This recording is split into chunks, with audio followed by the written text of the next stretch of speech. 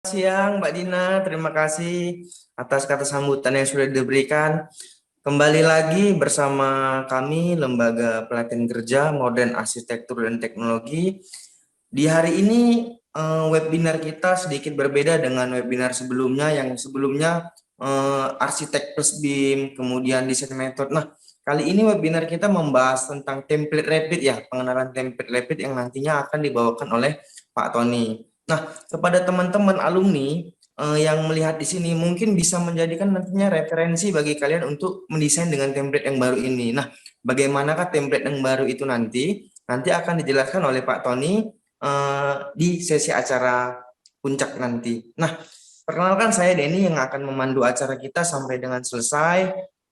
Sebelumnya saya mau mengucapkan selamat atas berdirinya Kampus Institut Modern Arsitektur dan Teknologi yang saat ini sudah membuka untuk registrasi calon mahasiswa.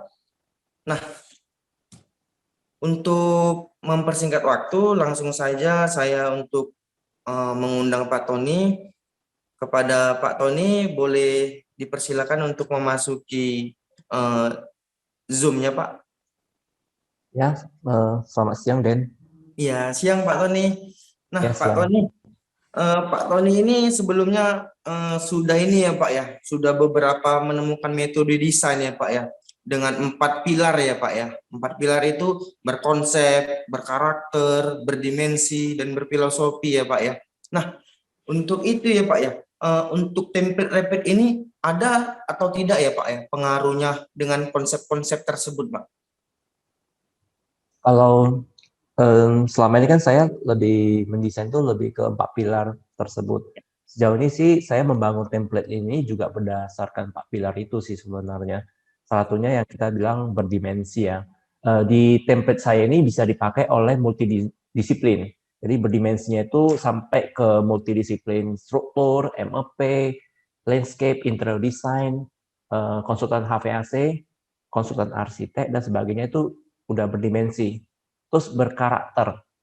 Berkarakter yang saya bangun ini adalah tampilannya. Tampilan yang saya bangun ini lebih ambil ke karakter-karakter arsitektur, di mana di kopnya segala macam font tulisannya juga saya udah kembangin supaya bisa diterima oleh konsultan yang lain. Terus yang saya bilang berkonsep itu kan problem solving ya, bagaimana template ini menyelesaikan masalah para arsitek. Jadi arsitek ini banyak sekali habis waktu mengerjakan hal-hal yang harusnya bisa dijadikan template. Jadi selama ini para arsitek itu sering sekali membuat hal yang sudah harusnya bisa dikerjakan oleh komputer, nggak perlu lagi kita.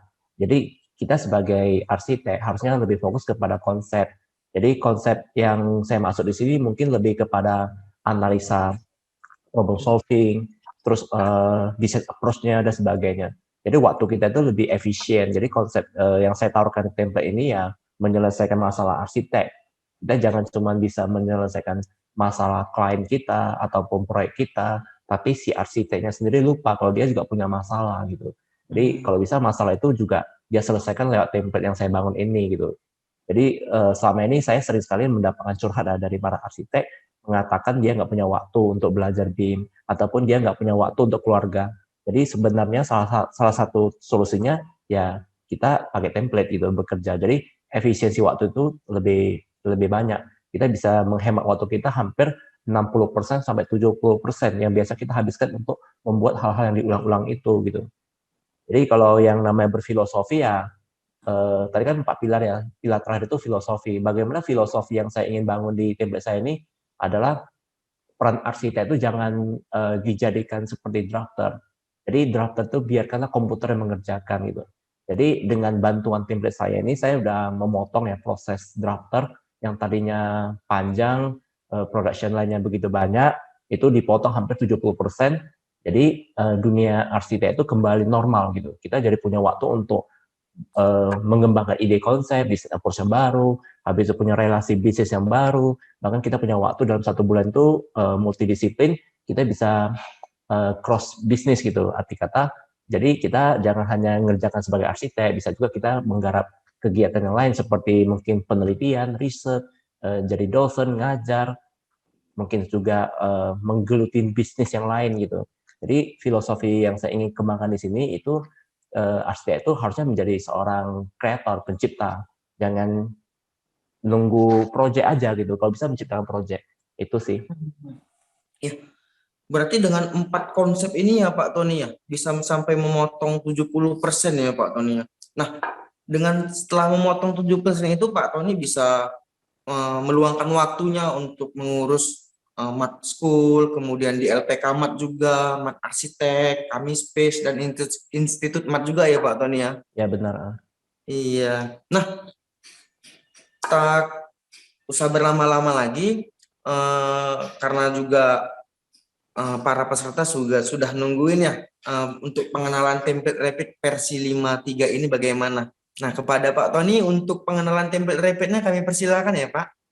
Ya, oke. Saya share screen ya, Dan. Silakan Pak.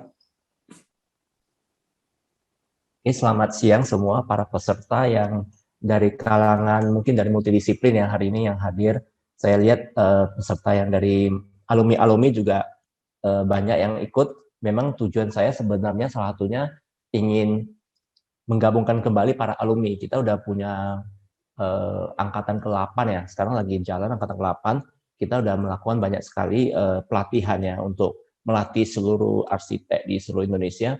Bagaimana itu bisa memakai template saya itu sehingga production line itu jadi lebih simple, habis itu lebih produktif hidupnya gitu. Jadi jangan hanya di depan komputer tiap hari dari pagi sampai malam bergadang, nggak tidur-tidur, hanya ngerjakan sesuatu yang direvisi ulang-ulang gitu.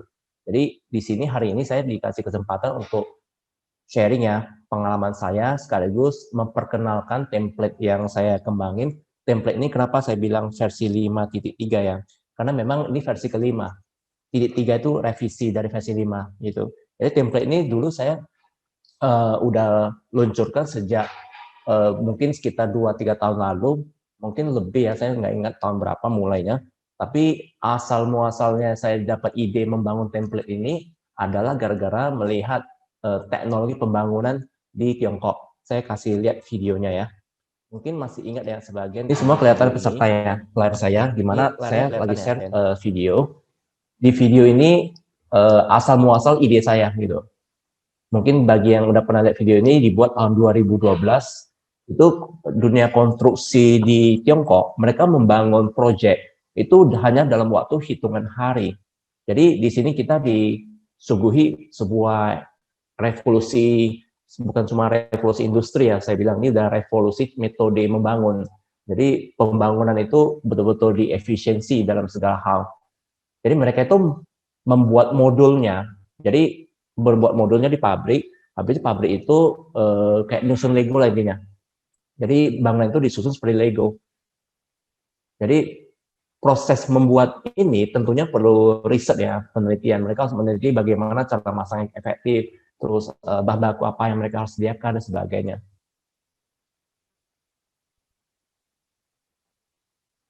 Jadi dari sini saya dapat inspirasi bagaimana kalau dunia kita sebagai arsitek juga bisa melakukan hal yang sama ya. Ini kan dunia konstruksi ya, kan berhubungan dengan arsitektur juga bangunan. Kalau mereka bisa, kenapa kita tidak bisa gitu? Habis itu saya pernah tulis hal seperti ini di WhatsApp ya atau di sosial media. Ada yang kayak menertawakan gitu, menertawakan bahwasanya ini nggak mungkin gitu loh. Bahwasanya kita proses desain itu pasti perlu kreativitas, perlu dan sebagainya lah gitu. Jadi jadi dari sana saya merasa tertantang gitu. Jadi bagaimana saya cobalah membuat sebuah template yang bagaimana bisa membantu kita semua bersama itu bisa lebih efektif dan efisien dalam membangun sebuah proyek. Jadi proses membangun template itu mungkin juga faktor yang lain adalah faktor saya punya ke semacam hal-hal yang saya nggak suka itu nggak efektif, nggak efisien, habis waktu. Mungkin semua orang punya hal yang sama seperti saya, tapi kalau saya ini udah berlebih ya, boleh dibilang. Kenapa? Contohnya sepatu tuh saya nggak mau ada talinya. Jadi saya beli sepatu itu nggak pernah ada tali pinggang, saya nggak mau ada, cara masangnya itu susah gitu, kayaknya seperti itu. Bahkan saya nggak suka buka pintu sebenarnya, bahkan saya suka rumah itu nggak ada pintu. Bahkan bagi sebagian orang mungkin itu hal yang biasa ya gitu. Tapi kalau bagi saya itu hal yang ribet itu saya nggak mau gitu. Disitulah saya berpikir kenapa kita menyimpelkan aja semua hal gitu. Jadi kalau kita bisa membuat efektif, kenapa enggak gitu. Nah, disitulah muncul proses pembuatan template itu dari versi 1 sampai hari ini udah versi kelima, yang sekarang mungkin sudah diikutin atau dipakai oleh murid saya yang dari berbagai kalangan, yang dari angkatan 1 sampai angkatan sekian. Jadi disitulah saya ingin membuktikan kepada semua orang bahwasanya proses desain itu nggak mesti lama gitu. Karena sekarang zamannya serba cepat ya. Sekarang teknologi internet udah masuk ke 5G, bahkan negara luar sudah 6G. Habis itu teknologi kecepatan kereta api sudah masuk ke Hyperloop, itu udah bisa mencapai 1.200 km per jam. Itu udah sama cepat dengan pesawat jet. Terus pesawat-pesawat sekarang udah upgrade lagi, mereka udah pakai kecepatan hypersonic, lebih cepat dari suara. Sebentar lagi mungkin akan lebih cepat dari cahaya, atau sama cepat dari cahaya. Itu yang lagi di riset. Habis itu teknologi mungkin bagi pebisnis trading ya, sekarang udah muncul sejenis trading yang hitungan detik gitu. Dulu kan kita trading itu lama ya prosesnya. Dari situ kenapa kita nggak memulai, arsitek juga bisa cepat gitu. Jadi di situ saya memulai sebuah template yang kalian kenal hari ini, template sharing versi udah masuk versi 5. Ya, saya ini lagi share, ini adalah tampilan Revit ya.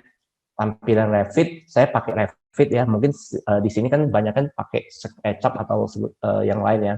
Tapi rekomend saya sudah bolehlah kalian berupgrade diri untuk memakai Revit supaya lebih efisien. Karena kenapa saya memilih Revit untuk membangun template-nya? Kenapa nggak software lain? Karena di antara berbagai multi software, saya merasakan manfaat dari Revit itu lebih ke bisa integrasi dan dia bisa membangun template sendiri gitu. Kalau software lain nggak bisa.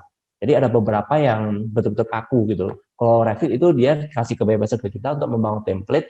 Dia seperti kita ibaratkan main Lego. Jadi Lego itu jangan lagi suruh kita membuat kepala sama badan sama kakinya sendiri. Kalau bisa kita udah datang paket Legonya, kita tinggal main gitu. Jadi nggak ada lagi habis waktu untuk membuat baru gitu. Nah, disitulah kelebihan Revit, di mana kita bisa bangun template sendiri. Jadi template ini saya bangun pakai Revit. Habis itu di sini sudah saya susun ya. Susunan ini juga mengakomodir pertanyaan tadi Denny tadi tentang berkonsep ya. Konsep itu kan arsitek kan jualannya konsep, bukan jualan gambar ya. Bagaimana kita menganalisa site, situasi angin, udara, view, pencahayaan dan sebagainya. Bagaimana kita memulai sebuah proses dengan sebagai arsitek gitu. Yaitu kalau di BIM itu biasa disebut LD 100. Bagi orang awam mungkin disebutnya pradesain ataupun presentation board gitu. Jadi ambil contoh, ini ada halaman yang saya sudah susun di tablet saya, di mana halaman-halaman ini kalian bisa ganti. Misalnya ini kalian ganti gitu, ini kan kondisi kosong gitu. Kalian bisa ganti foto-fotonya atau view-view yang kalian rasa sesuai dengan konsep yang ingin kalian tawarkan kepada klien. Jadi sebelum memulai, kita bisa nyusun ini dulu sebelum memulai sebuah project gitu, nyusun ini dulu. Dan dengan bantuan template ini, kita nggak perlu lagi memakai Photoshop untuk membuat konsep-konsep yang biasa kalian buat itu. Nah, jadi kalian tinggal ketik nama, misalnya project.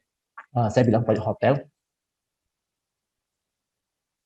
Ya, nama ownernya mungkin Mr. X.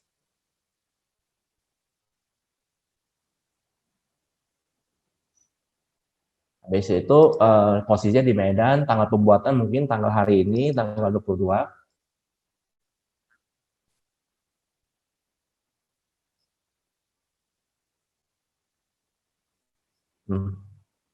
Jadi untuk halaman selanjutnya, kita nanti akan saya kasih lihat ya.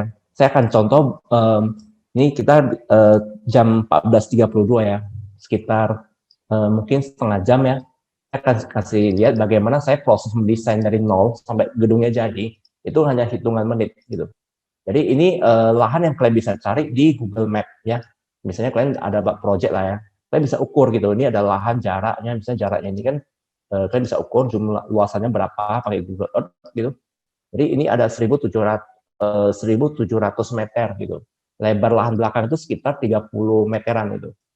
Ya, 30 meteran. Bagaimana lahan ini kita bisa kembangkan menjadi sebuah gedung yang tingginya 10 lantai.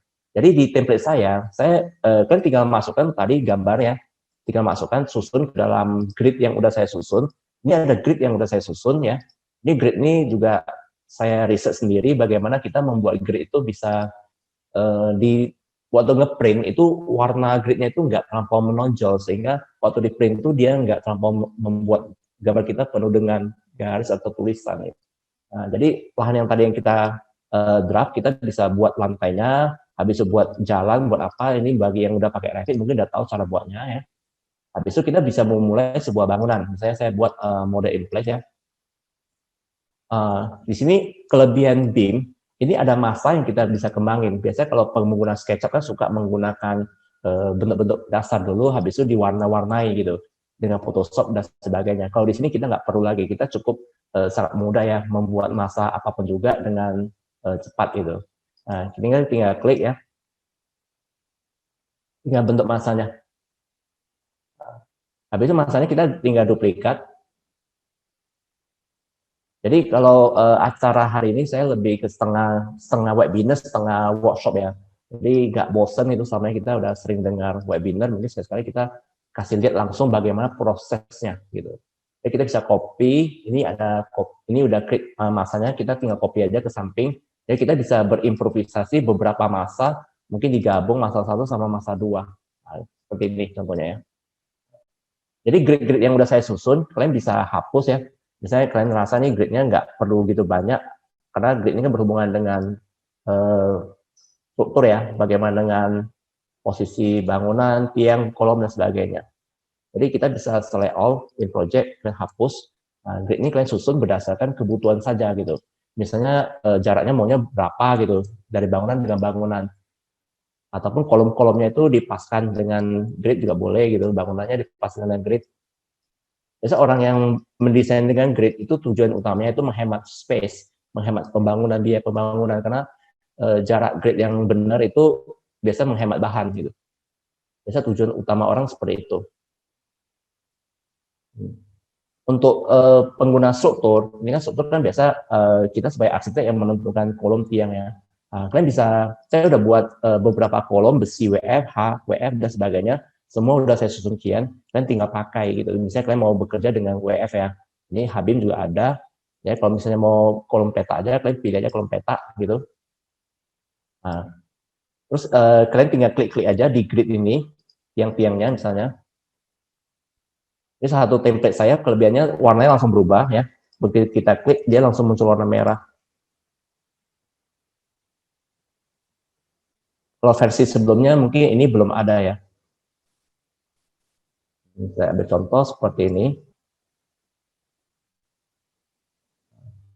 Jadi pertemuan antara grid kita masih kasihkan kolom.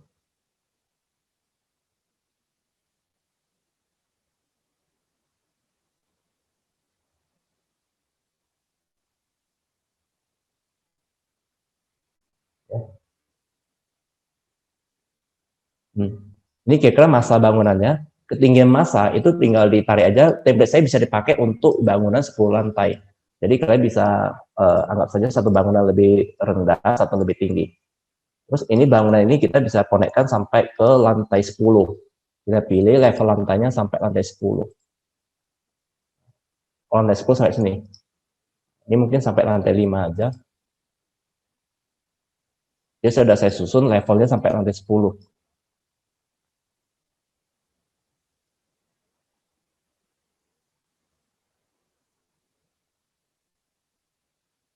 Oke. Ini kira-kira 2 masa bangunan.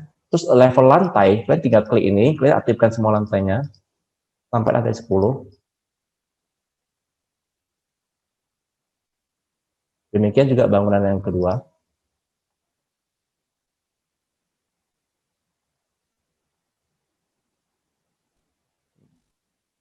Begitu ini udah jadi 2 masa gitu, kalian bisa melihat kelebihan template saya di sebelah sheet ya. Sheet ini ada cover yang tadi udah saya kasih lihat, cover. Di sini kalau kalian ganti judulnya segala macam dia akan berganti sampai ke bawah. Terus di sini ada namanya conceptual cover. Di sini ada confidence notif, solar study langsung keluar. Kita bisa analisa tanggal, jam ya, matahari. Kita posisi misalnya tanggal berapa? Misalnya tanggal hari ini 22 bulan 7 tahun 2021. Jadi betul-betul sebagai arsitek kan tugas kita menganalisa ya. Nah, dari sini kita udah bisa melihat ya, bangunan yang atas itu saya sengaja buat lebih tinggi misalnya, itu menghindari barat. Barat kita kan bisa menghalangi. Jadi sini saya bisa pakai jadikan rooftop dan sebagainya. Contoh itu yang bisa kita lakukan. Nah, jadi ini betul-betul kita bisa menganalisa secara real time. Jadi posisinya kalian tinggal ganti aja, misalnya posisi kan ini kan di Medan ya. Ini bisa diganti posisinya, tinggal diatur nanti. Mataharinya mau di arah tanggal berapa, jam berapa, itu juga bisa diatur. Terus masa transformasi, ini kalian boleh kembangkan menjadi sebuah transformasi massal. Saya kan kasih lihat nanti beberapa contoh yang sudah dikerjakan oleh murid. Joining diagram, ini juga kalian tinggal susun ya, area mana yang mau kalian warnain itu, misalnya annotate, ini warna tertentu, mungkin warnanya berbeda, menandakan zona itu berbeda fungsinya. Contohnya gedung ini berbeda gitu. Ini ada green cemara dan sebagainya. Nah, kalian tinggal warnai gitu. Terus ini ada beberapa warna lain udah saya sediakan ya, yang bisa kalian pakai.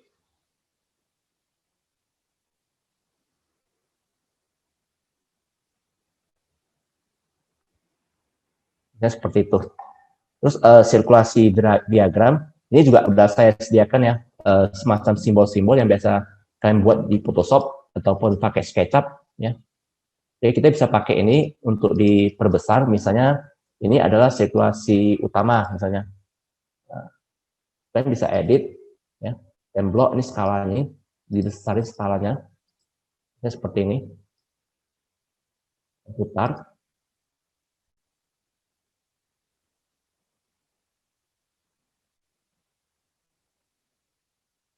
Misalnya seperti ini.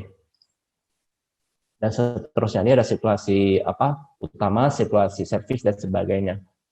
Ini sebagai legendanya di sebelah kiri. Terus yang air water support ini semacam apalah, kalau misalnya sumber air mesti dari mana asalnya sebagainya. Kalau estetik ini lebih kepada view ya, analisa angin lebih dari mana arah datangnya. Sama caranya kalian tinggal scale aja gitu. Nah, finish. Jadi kita nggak perlu Photoshop lagi untuk membuat hal seperti ini. View utama, dan copy aja. Mungkin view utama dari belakang lebih banyak view karena si belakangnya ada sungai gitu. And scale.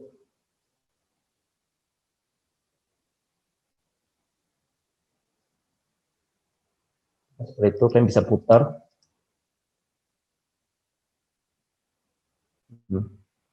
Ya seperti itu.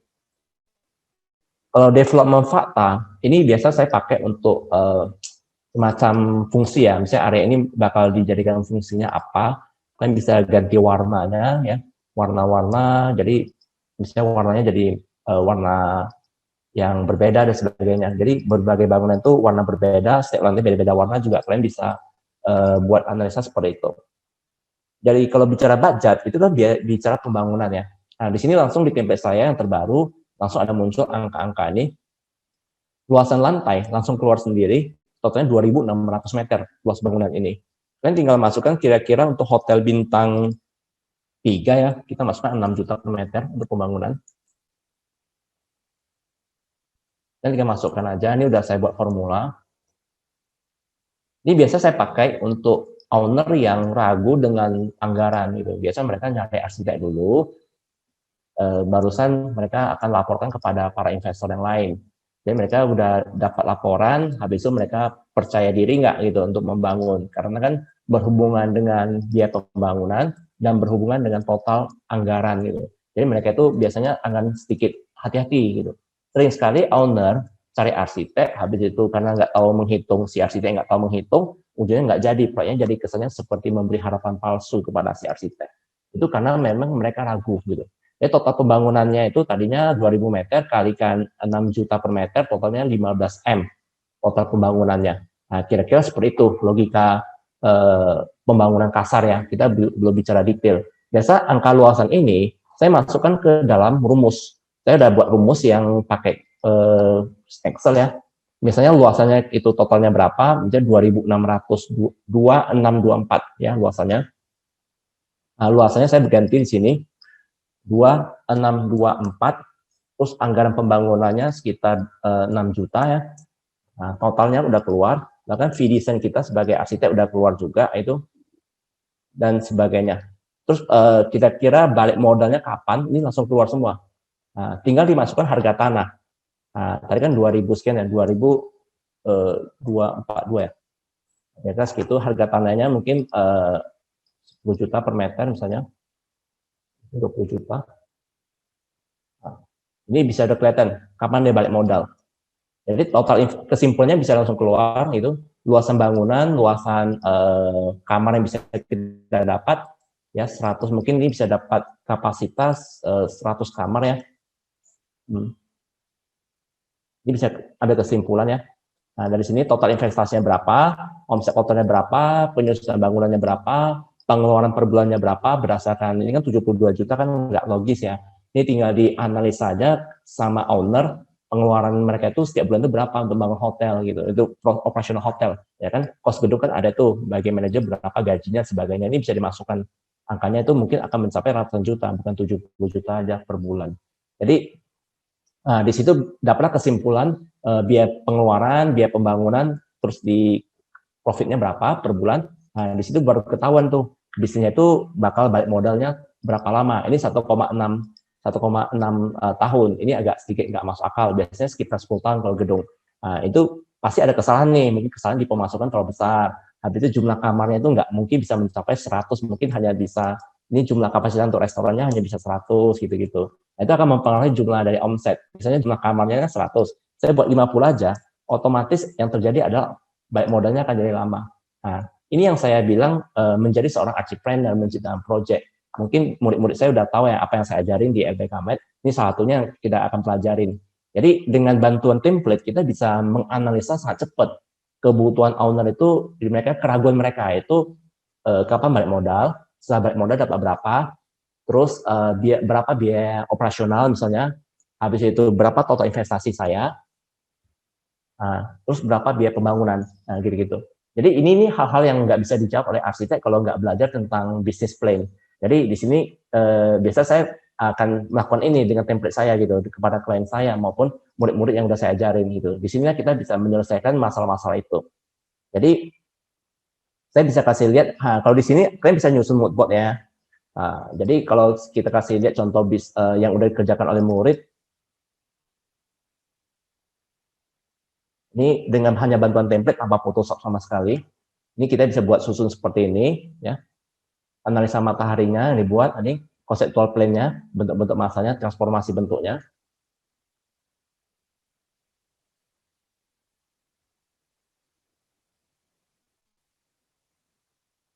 Jadi ini fakta bangunannya, lantai berapa, fungsinya apa, luas bangunannya berapa, ini semua bisa di breakdown keluar kepada owner.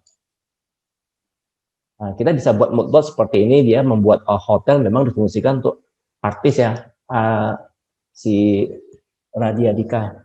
Jadi di sini dia membuat mood board dengan bantuan template saya, susun gambar, dia membuat hotel dengan tema komedian ya, seperti itu. Ini saya kasih contoh proyek saya sendiri. Ini semacam gedung untuk wedding ya. Ini mood boardnya saya buat feelingnya seperti orang menikah ya. Jadi ini membuat orang itu lebih merasa dimuliakan proyeknya gitu. Jadi logo dia ditaruh di bawah, itu juga satu hasil analisa saya dengan melihat berbagai mood board ya, dari berbagai arsitek ataupun para landscaper, saya lihat, ataupun para branding, orang branding paling jago tuh buat mood board. Jadi mereka itu punya ciri-ciri yang sama, pola yang sama. Jadi salah satu kelebihan saya itu mungkin saya suka membaca pola, habis itu pola-pola itu saya buat kesimpulan, saya jadikan template. Itu yang saya biasa lakukan. Gitu. Jadi di sini kita bisa buat analisa sirkulasi mobil yang hijau sama kuning, bagaimana flow mobil untuk parkir segala macam, dengan gedung yang sangat sempit dan terbatas, bagaimana jumlah kapasitas mobil itu bisa muat gitu dalam satu gedung itu. Ini juga bisa dilakukan dengan template saya aja gitu, tanpa harus menggunakan Photoshop. Ini sketsa-sketsa bisa dimasukkan ya, mood-board-nya dan sebagainya. Itu bagaimana kita dengan template bisa nyusun LOD 100. Kalau di bahasa BIM saya biasanya sebutnya LOD 100. Ini salah satu kelebihan yang mungkin bagi yang udah pakai template saya versi 1, 2, 3, 4, ini belum ada, udah saya kembangkan di sini, kalian bisa pakai untuk itu. Jadi selanjutnya adalah template ini bisa untuk mendesain. Jadi tadi kan kita hanya membuat konsep ya. Bagaimana melanjutkan. Jadi apa yang biasa saya lakukan adalah bagaimana proses mendesain itu jangan berpindah software gitu. Sering sekali kan kita habis desain pindah ke AutoCAD ataupun pindah ke SketchUp, pindah ke 3D Max untuk di-render ataupun pindah ke Lumion untuk dikasih lighting, material dan sebagainya buat video. Kalau di sini kita nggak berpindah-pindah software, itu satu kesukaan saya gitu. Jadi template ini berkembang terus ya, terus berkembang, bahkan kita akan integrasi dengan animasi. Jadi dari proses membuat Elo100 yang seperti yang sudah saya jelaskan di awal, sampai file ini diserahkan ke owner, itu nggak berganti-ganti software. Itu yang mau saya tekankan di sini. Ini kalau kita arsitek kan biasa disebut desain yang berkelanjutan, sustainable design. Kita sering bicara ini kepada klien kita, kepada developer, kepada siapapun juga, bahkan sebagai dosen sering ngajarin murid. Tapi pernah nggak berpikiran metode ini diterapkan ke diri kita sendiri? Bagaimana kita mendesain sebuah proyek itu juga berkelanjutan. Jangan berpindah-pindah software gitu. Itu yang sering lupa kita lakukan gitu. Makanya saya sering disebut sebagai dokternya para arsitek gitu, karena saya sering jangan cuma komplainnya curhat sama arsitek, tapi nggak kasih solusi. Kalau bisa kita sama-sama bareng. Ya hari ini saya coba memberikan solusi kepada rekan-rekan arsitek ataupun siapapun yang sekarang ikut webinar ini untuk cobalah kita sekali-sekali itu berpikir kita juga punya masalah, kita selesaikan masalah kita sebagai arsitek. Jadi untuk melanjutkan ini ke proses desain itu kita nggak berpindah software lagi, kita cukup pakai software ini. Saya udah sediakan template ini kan bukan cuma untuk buat masa ya. Di sini juga ada banyak sekali hal yang bisa kita lakukan di template ini. Contohnya wall ya. Saya udah menyediakan banyak sekali jenis-jenis wall yang sering kita pakai gitu. Contohnya ini ada beberapa ACP, curtain wall. Kita bilang curtain wall aja deh biar lebih gampang. Nah, ini curtain wall yang ukurannya sekian, sekian, dan sekian. Gitu. Kita tinggal klik ini, tinggal klik dinding ini. Nah, dia langsung menjadi kaca. Klik ini aja. Dia langsung jadi kaca. Ini mungkin jadi dinding biasa ya, kita klik yang dinding. Wall yang 15 cm.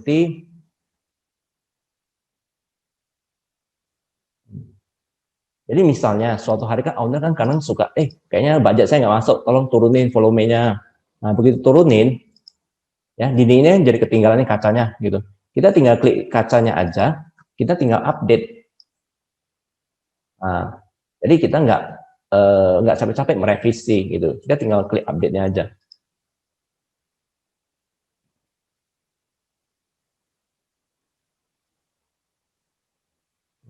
Begitu udah kita update ya, otomatis seluruh volume yang tadinya harganya pembangunannya berapa M, itu akan langsung downgrade gitu.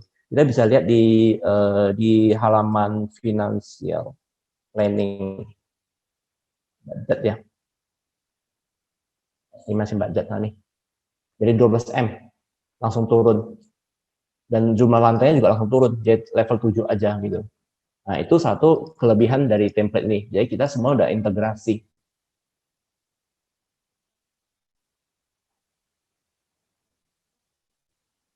Oke. Terus kalau misalnya bagaimana material finishing-nya itu selain kaca apa aja yang tersedia? Nah, kita udah menyediakan banyak sekali ya material-material finishing yang kalian bisa pakai ya. Contohnya salah satunya itu mungkin curtain wall yang unik-unik ya gitu, misalnya wall-wall yang unik yang udah saya kembangin sistemnya gitu. Dari masa ini kita bisa menjadikan bentuk yang lebih parametrik sebenarnya, bukan cuma peta, karena kebetulan kan ini hanya sekedar contoh ya. Saya biasanya desain nggak mungkin desain peta gini kan. Jadi tapi ini bagaimana kita menggunakan template ini menjadikan production line-nya lebih cepat gitu, tanpa harus mikirin detail-detail yang seharusnya udah bisa dijadikan template, termasuk curtain wall ini gitu loh. Ini kan standar curtain wall udah ada gitu. Bahkan kalau kita buat potongan segala macam juga dia akan keluar. Demikian juga lantai ya. Ini lantai-lantai ini kita tinggal klik aja semua untuk membuat jadi lantai betulan itu. Jadi kita ambil contoh ya, lantai ini saya klik ini masa gitu. Di bagian masa inside ini ada floor ya, floor ini floor. Oke, klik ini pilihan floornya kan banyak nih, ada floor yang ini dan sebagainya. Misalnya kita anggap saya contoh biasa aja ya, bridge yang ukuran yang 12 cm. Ini saya udah buat semua. Ini semua material-material yang sering kita pakai juga udah saya masukkan ya. Kan saya juga seorang arsitek, jadi saya paling ngerti tuh arsitek butuh-butuh material-material yang lebih milenial gitu kan, seperti terrazzo, mungkin motif marmer atau apa udah saya buat. Saya tinggal pakai. Ini tinggal klik-klik aja lantainya.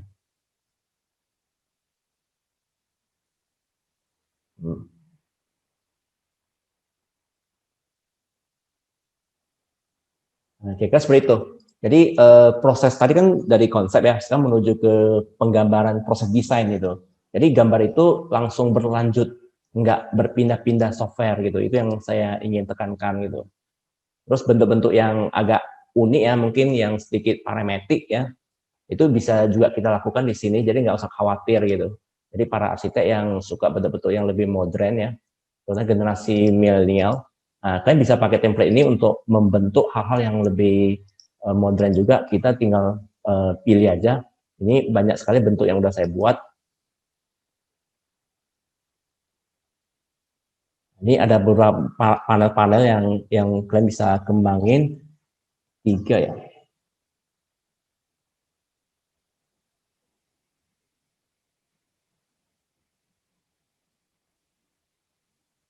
Nah ini ya, saya tinggal klik, nah bisa kelihatan ya. Ini langsung menjadi panel yang unik itu. Jadi dia seperti itu gitu. Ini bukan cuma sampai level itu aja ya. Untuk ACP juga aluminium komposit ya, kita kalau mau modeling dengan software lain tanpa template kan kita modeling salah satu ya. ACP-nya, rosternya juga sama. Kalau di sini enggak, kita cukup main klik aja semua. Di sini kita udah sediakan semua panel-panel kayak ACP yang sering kalian pakai, juga tinggal klik aja. Ini ada curtain system, nah ini ada ACP ya. Yang klik system, nah dia langsung jadi panel ACP. Ya kan seperti itu. Bahkan rangka-rangka panel ACP-nya tinggal klik aja semua udah jadi gitu. Karena ini udah ada standarnya gitu. Nutnya berapa, ini udah langsung terbentuk nutnya. Nut silikonnya itu. Nah, dia udah terbentuk sekian. Jaraknya tinggal ganti aja, tinggal misalnya kalian nggak suka dengan jarak ini, kan ini jarak yang hemat bahan ya. Kalau kalian nggak mau hemat bahan ya kalian buat aja jarak sendiri mau berapa gitu. Itu bisa diatur gitu. Semua udah dibuat jadi panel, udah jadikan template gitu. Demikian juga dinding-dinding kecil ya, mungkin yang kalian ingin mungkin kembangin ya, misalnya roster gitu. Kan kita negara Indonesia suka pakai roster-roster yang unik-unik ya. Nah, misalnya dinding depan ini ada rosternya, kita tinggal klik. Jadi ini juga bisa membantu ya UMKM ya memproduksi roster, batu bata. Jadi roster-roster mereka itu bisa dipakai oleh arsitek gitu, tanpa mereka capek-capek mikirin detail-detailnya gimana gitu. Jadi para pengrajin roster ataupun bata-bata yang unik-unik ya, kalian bisa ajukan ke saya juga sih gitu. Yang kalian buat itu model seperti apa, saya masukkan ke template, dan template ini disebar ke seluruh Indonesia, otomatis kan seluruh arsitek bisa pakai produk yang kalian produksi gitu. Nah, ini kayak contoh roster gitu. Terus misalnya bata ya, wall, ini ada bata, bridge. Nah, bridge yang bridge pattern 1 misalnya, saya tinggal klik. Nah, langsung jadi bata-batanya. Ini satu kelebihan template yang saya buat. Jadi biasanya kalau proses desain ini kan kita maunya presentasi kepada kliennya. Nah, bagaimana proses presentasi itu bisa dilakukan dengan template juga gitu loh. Itu yang kita nggak perlu lagi berpindah-pindah mood segala macam dan sebagainya gitu. Ini juga bisa saya lakukan ya di template ini. Saya ada, mungkin bagi yang udah tahu ya, pakai Enscape sekarang teknologi terbaru. Kenapa saya suka pakai Enscape? Ya salah satu contohnya karena kita bisa membangun preset sendiri. Jadi kita nggak tergantung sama preset yang orang lain gitu. Jadi saya bisa bangun preset sendiri, saya bisa sebar preset saya. Jadi tim saya bisa memakai preset saya dengan sangat cepat gitu. Ini sampai contoh beberapa pohon saya untuk vegetasinya saya klik beberapa dulu, ya kasih ada gambaran.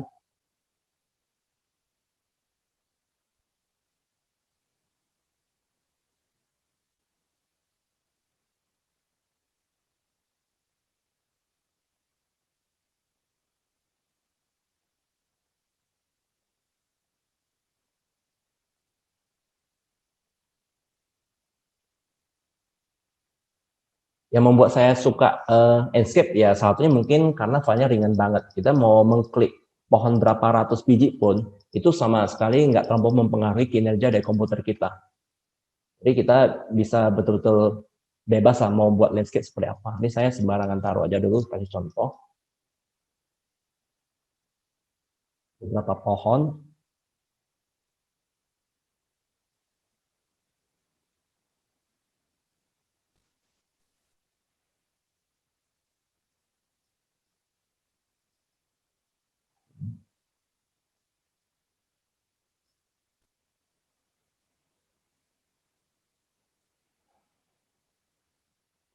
Oke, yang seperti saya bilang ya, kita bekerja secara template ya, kita juga bekerja secara preset gitu. Jadi preset yang saya bangun ini ambil contoh seperti ini ya. Buka dulu settingannya.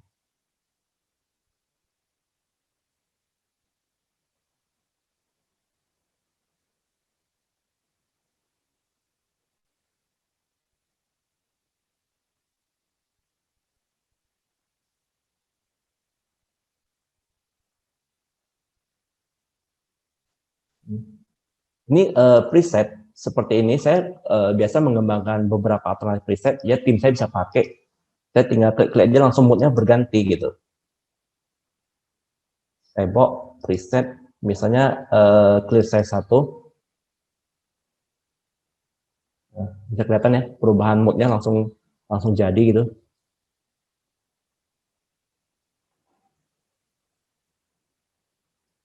Ini saya head dulu masanya.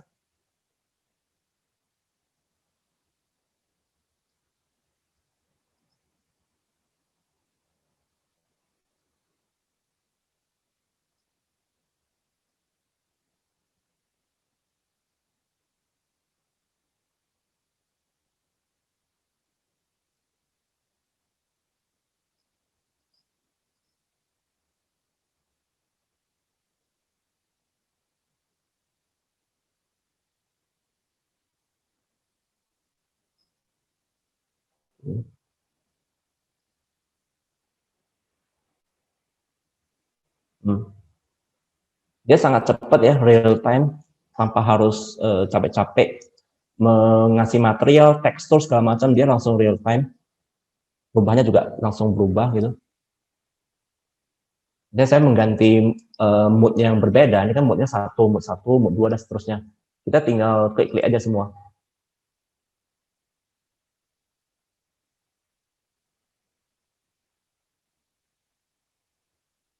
Tarik keluar dulu ininya.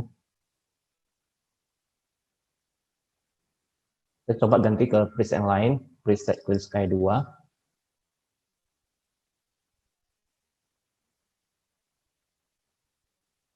Ketik 1.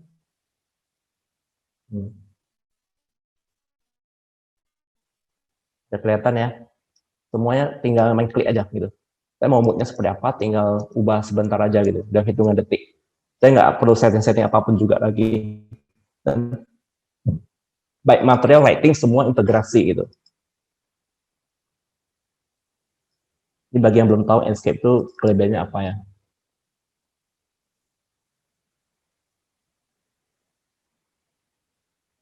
Saya coba putar sinarnya. Oke, biasanya kalau arsitek kan butuh lighting ya, pencahayaan segala macam. Itu bagaimana dengan pencahayaannya? Nah, ini bagi para desainer lighting, kan tadi kan bicara multidisiplin ya. Di sini juga saya udah sediakan template saya itu udah ada sistem lighting. Di sini bagian lighting, ya.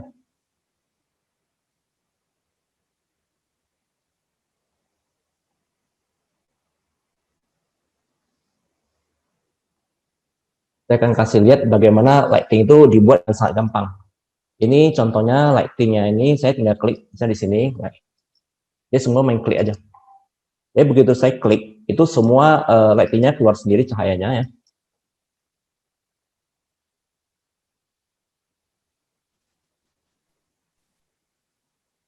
Coba saya buat sampai ke lantai bawah ya, biar kelihatan. Ke lantai muka, lantai 1 ya.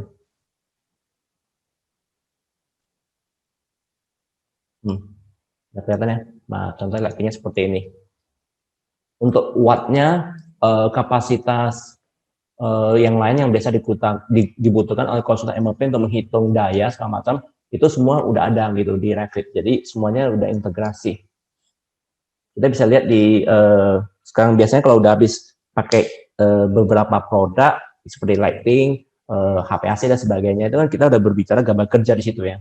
Kita udah integrasi multidisiplin. Semua kita integrasinya pakai apa? Kita pakai Dropbox gitu.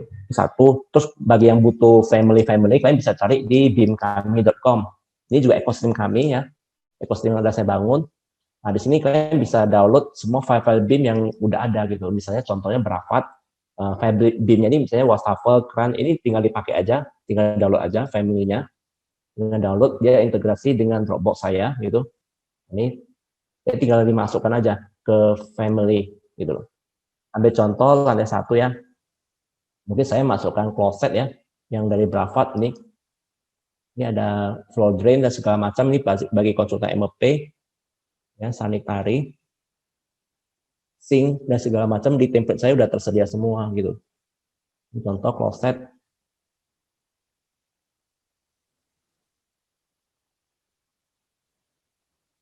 Bagi kalau ini kan barang-barang yang sering saya pakai aja. Bagi yang jarang pakai ya, mungkin barang-barang yang jarang dipakai itu kalian boleh download dari bimkami.com tadi itu. Nah, di situ kalian bisa lihat lah gitu barang-barang apa aja yang kalian butuhkan gitu. Kalau udah diklik kan dia keluar masuk sendiri dia. Barangnya langsung keluar nih. Ini barangnya bukan 3D aja, ini barang-barangnya betul-betul dijual, ada dijual, barangnya asli gitu. Jadi sekarang saya lagi lobby banyak sekali vendor-vendor yang ingin bekerja sama untuk mengembangkan family BIM. Jadi tinggal dipakai aja semua barang-barangnya gitu. Bagi konsul MFP tinggal tarik aja pipa dari bawah, langsung pipanya keluar dengan ukuran yang sesuai dengan produk ini gitu loh. Jadi nggak perlu 2 kali gitu loh. Misalnya lantai ini kan tadi kan kelihatan yang lantainya rumput ya. Nah, bagaimana kita ganti materialnya jadi material yang lebih sesuai dengan lantai 1 misalnya. Misalnya saya ambil klik lantainya aja, saya tinggal ganti.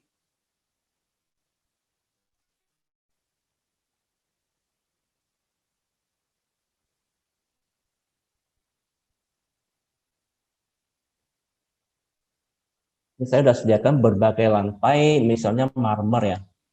Marmer, Bianco Sorto. Ya, klik aja, lantai langsung berganti jadi marmer. Kelihatannya, lantainya marmer, kilatan-kilatannya semua udah saya atur kian, dan tinggal pakai. Gitu. Biasanya saya ganti jadi wood ya, dek. Saya kerja DECK, bisa dek 1, ya klik, lantainya jadi kayu.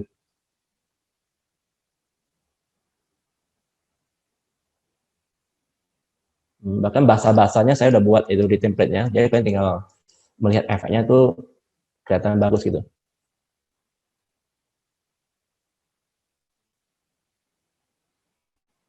Dan proses render ya, bagi mungkin pasti ada bertanya ini proses render cepat nggak? Kalau yang udah tahu Enscape itu sangat tahu lah gitu bagaimana kecepatan Enscape itu sangat luar biasa ya di proses render ya.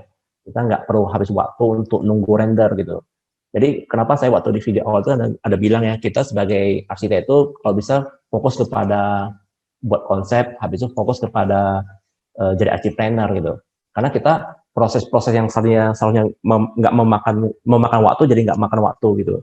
Karena tinggal klik-klik aja semua gitu. Berkat bantuan template maupun preset yang udah saya kembangin. Nah, proses render juga hanya hitungan detik, 1-2 detik udah siap gitu. Demikian juga proses pembuatan animasi juga sangat gampang ya. Kita selama ini kan bingung ya pakai software-software begitu banyak jenis software yang harus kita pakai untuk hanya membuat sesuatu yang harusnya nggak perlu lagi gitu habis waktu. Misalnya saya tekan K, saya maju ke depan gitu, saya ingin buat view yang seperti ini, tinggal di preview. Nah, saya tinggal render gitu. Proses pembuatan video juga hitungan detik aja. Saya taruh di download ya.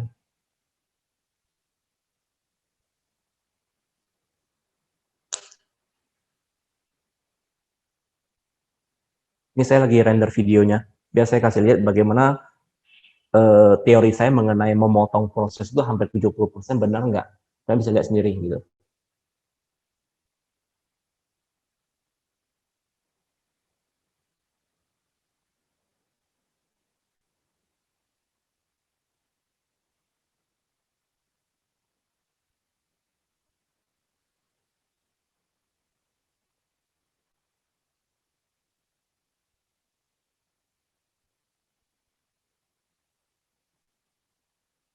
Biasanya setelah proses mendesain siap itu, saya kan biasanya kalau kita sebagai arsitek kan diwajibkan ya berkoordinasi sama orang struktur, sama orang MEP, orang landscape, orang interior dan sebagainya gitu.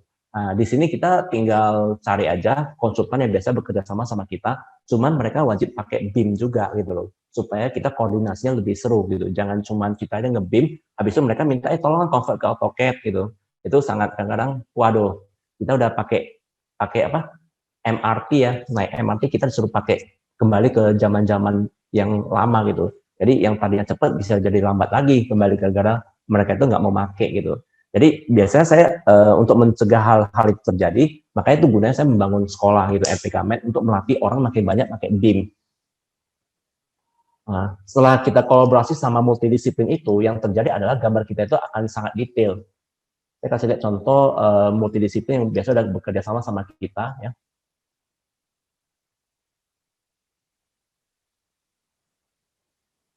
Ini ada beberapa project yang bisa saya kasih lihat.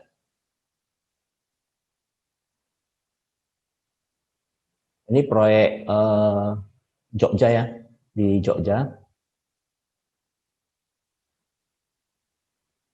Ini setelah jadi, kita sebagai arsitek hanya fokus ke arsitektur, yang pipa-pipa ini, plumbing, lighting, itu dikerjakan oleh konsultan MOP. Nah, mereka juga pakai BIM. Jadi kita nggak perlu meeting, jumpa, tatap muka, mereka langsung integrasi dengan file kita. Jadi kita tinggal manage file kita linkkan dengan file mereka, mereka linkkan dengan file kita. Itu, nah ini kayak ini ya, landscape, MOP, struktur. Ya masing-masing juga pakai BIM, kita tinggal link sana link sini. Ya apapun yang kita ganti di gambar arsitektur, mereka juga mendapatkan gambar yang perubahan tersebut gitu.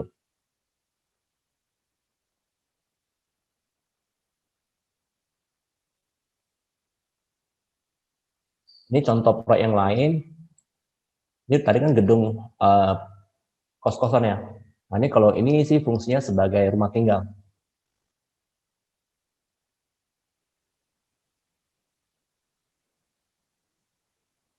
Kita lihat ya, semua barang-barangan dari konsultan MOP kelihatan semua di sini. Dari pipanya, ya, elbow-elbownya, air panas, air dingin, sanitari, bahkan dari konsultan HVAC juga kelihatan ya, AC-AC mereka, barang-barang dari konsultan HVAC, itu langsung kelihatan semua. Ini kalau kita ingin lihat arsitekturnya, ini sering sekali kalau kita nggak multidisiplin ya, kita kalau pakai software lama, sering sekali masalah plafon ya. Plafon kita itu kurang space untuk barang-barang mereka. Contohnya ini plafon kita sampai sini, barang-barang mereka kan banyak ini, hanya banyak sekali ya, barang-barang mereka yang mau kita taruh di dalam satu plafon gitu. Jadi bagaimana barang itu bisa masuk gitu loh. Demikian juga konsultan yang berhubungan dengan interior design ya. Para interior design bisa integrasi dengan file kita. Mereka kan memodeling apapun juga itu barang-barang di interior design itu sesuai gitu loh barangnya. Barangnya memang ada, habis itu ukurannya bisa masuk dengan ruangan kita. Ini contohnya. Jadi satu file itu semua integrasi. Jadi untuk supaya bisa integrasi dengan lancar tanpa miskomunikasi, saling nyalakan, saling nunggu gitu, kita biasa bekerja dengan cloud. Nah ini cloud, kita pakai Dropbox aja gitu. Di semua project kita tinggal share ke multidisiplin. Jadi share di sini kita bisa klik alamat email mereka ya, tim kita yang mau kita bagikan project ini. Nah, jadi semua multidisiplin akan integrasi dengan project ini gitu. Materialnya, video, Revit-nya, gitu. File STR, MEP, interior, landscape dan sebagainya itu masing-masing bekerja di bidang masing-masing. Nah, jadi bagaimana kita punya tim yang seperti ini? Sebenarnya saya juga kan saya bilang tadi kita nih arsiteknya para arsitek gitu, dokternya para arsitek. Jadi asal muasalnya itu saya kepingin multidisiplin ini betul-betul bisa jalan di dunia saya gitu loh. Karena kan oke lah saya berubah, yang lain mau berubah nggak? Kan kebanyakan nggak kan, harus saling menunggu gitu, nunggu mereka berubah kan lama. Mendingan saya ciptakan sendiri ekosistem. Biasanya proyek dari mulai sampai proyeknya selesai itu production line-nya kira-kira seperti inilah. Kita melibatkan owner, ada feng shui, ada arsitek, ada orang struktur, ada orang MEP, ada orang interior designer, ada landscaper, ada QS, ada MK, ada kontraktor, terus ada juga supplier. Ini multidisiplin yang akan dilibatkan di proyek, baik itu proyek kecil maupun besar, mereka pasti akan terlibat. Cuma mereka tampil atau nggak tampil aja gitu loh. Kalau proyek besar pasti tampil, karena mereka itu karena skopnya cukup besar. Tapi kalau proyek kecil biasanya mereka terhidden di belakang. Contohnya owner hanya perlu tahu dua. Jadi mereka owner itu biasanya tahunya hanya arsitek sama kontraktor. Jadi kontraktor itu di belakangnya udah ada supplier, udah ada MK, udah ada QS sebagai gitu. Di belakang arsitek udah ada orang struktur, MEP, interior. Tapi kalau biasa proyek besar mereka ditampilkan semua gitu. Biasanya kalau proyek kecil itu mereka terhidden di antara arsitek maupun di kontraktor itu. Jadi untuk supaya mereka nggak salah komunikasi, biasanya kita membangun satu tempat co-working space untuk multidisiplin ini bisa koordinasi. Habis itu kita butuh sumber daya manusia baru ya, untuk supaya mereka itu terus terregenerasi gitu loh. Teknologi ini kan teknologi baru ya, kita perlu orang baru yang bisa belajar, karena generasinya agak sedikit berumur biasanya agak sulit ya menerima ilmu-ilmu baru. Terus kita butuh venture capital, yaitu investor-investor. Ini mungkin belum terasa ya. Dulu kalau saya bilang ekosistem, mungkin di masa itu, di zaman sebelum Gojek, banyak arsitek bingung, saya kok bicara biologi gitu. Tapi sekarang kalau bicara ekosistem, mereka udah ngerti gitu. Nah, sekarang saya kalau bicara venture capital, mungkin kalian akan bingung, apa butuhnya arsitek butuh investor gitu. Nah, nanti kira-kira 5-6 tahun ke depan, kalian akan ngerti apa yang saya maksud. Kenapa kita arsitek butuh investor gitu. Terus aplikasi cloud management, habis kita butuh financial teknologi, kita butuh BIM template itu. Jadi tahun 2026 saya membangun arsitek studio saya sendiri. Habis itu 2016 yang hari ini kita webinar kan itu membangun template. Jadi saya udah berapa tahun nih template ini jalan, makanya udah versi kelima sekarang kan. Habis itu tahun 2017 itu teman saya bangun EGBuild untuk mengurusin bagian supplier supaya nggak miskomunikasi. Terus 2018 kita udah bekerja secara cloud, jadi BIM cloud gitu. Habis itu 2019 saya membangun Kami Space. Ya Kami Space ini ada tempat untuk menggarap project. Terus saya menggunakan preset Enscape, saya bangun preset Enscape 2019. Habis itu 2020 saya membangun LPK Med untuk melatih orang-orang yang saya latih untuk menggarap project di sini. Jadi sini untuk melatih nih, latih, habis itu kirim ke Kami Space untuk menggarap project. Jadi para arsitek yang hari ini mungkin mendengarkan apa yang saya jelaskan, kalau kalian punya project, kalian bingung memanajemen project, kalian bisa lempar proyek ke Kami Space. Jadi Kami Space itu tempat menampung semua project kalian. Kita akan manajemen dengan satu standar bersama gitu. Selama ini kan yang membuat kita susah mencari orang freelancer karena mereka nggak punya standar yang seperti yang kita standarkan. Jadi di LTK Med ini adalah untuk melatih satu standar gitu. Jadi satu standar bersama yang dimana metode gambar kerjanya, metode detailnya, semua itu satu standar. Itu yang saya tuangkan standar itu ke dalam template. Dalam template ini. Karena saya nggak mungkin setiap orang baru saya jelasin cara buat template kan. Mendingan saya buat template, habis saya sebar gitu ke murid-murid itu. Itu seperti yang dilakukan oleh Google, dari Apple Store, aplikasi-aplikasi yang kalian pakai itu kan terus update itu. Demikian juga dengan template saya terus update. Begitu mereka udah satu standar selama pelatihan, mereka dikirim ke Kami Space bagi yang berminat ya untuk menggarap project. Jadi para senior-senior yang posisinya sebagai arsitek ya udah prinsipal, mereka bisa lempar proyek ke Kami Space. Jadi disitulah terjadi ekosistem yang saya bilang itu saling win-win solution, saling menguntungkan. Jadi arsitek itu nggak pusing lagi bangun tim, biaya operasional kantor, bahkan di kantornya nggak perlu lagi ada tim, semua bernaung di bawah manajemen Kami Space gitu. Jadi Kami Space ini kan bekerja secara cloud ya, online. Jadi kalian bisa ngambil project dari seluruh Indonesia, bahkan seluruh dunia. Jadi nggak perlu lagi nunggu-nunggu harus jumpa, meeting, koordinasi, nggak usah lagi. Apalagi dengan zamannya sekarang udah zamannya Zoom, kita bisa koordinasi lewat Zoom. Nah, itu yang kita lakukan di Kami Space. Terus 2021 ya tahun ini ya, saya membangun IMED. Izin saya udah keluar, sekarang kita udah mulai membuka diri untuk menerima mahasiswa baru. Jadi nanti tamatannya itu gelarnya ya S1 ya. Terus di 2021 juga kita udah mulai kembangkan WOMA. WOMA itu adalah manajemen semacam MK tapi versi kecil-kecil, versi startup gitu. bagaimana MK yang nggak terlalu kaku gitu, konsep seperti itulah. Jadi kita lagi ngembangin metode-metode ini. Terus 2021 teman saya juga lagi mengembangi IMAP. Jadi ini khusus untuk konsultan MOP HVAC. Jadi kalau kalian udah dapat project, kalian bingung cari konsultan MOP yang bisa nge-BIM, nah kalian lempar ke IMAP gitu. Jadi mereka itu akan integrasi.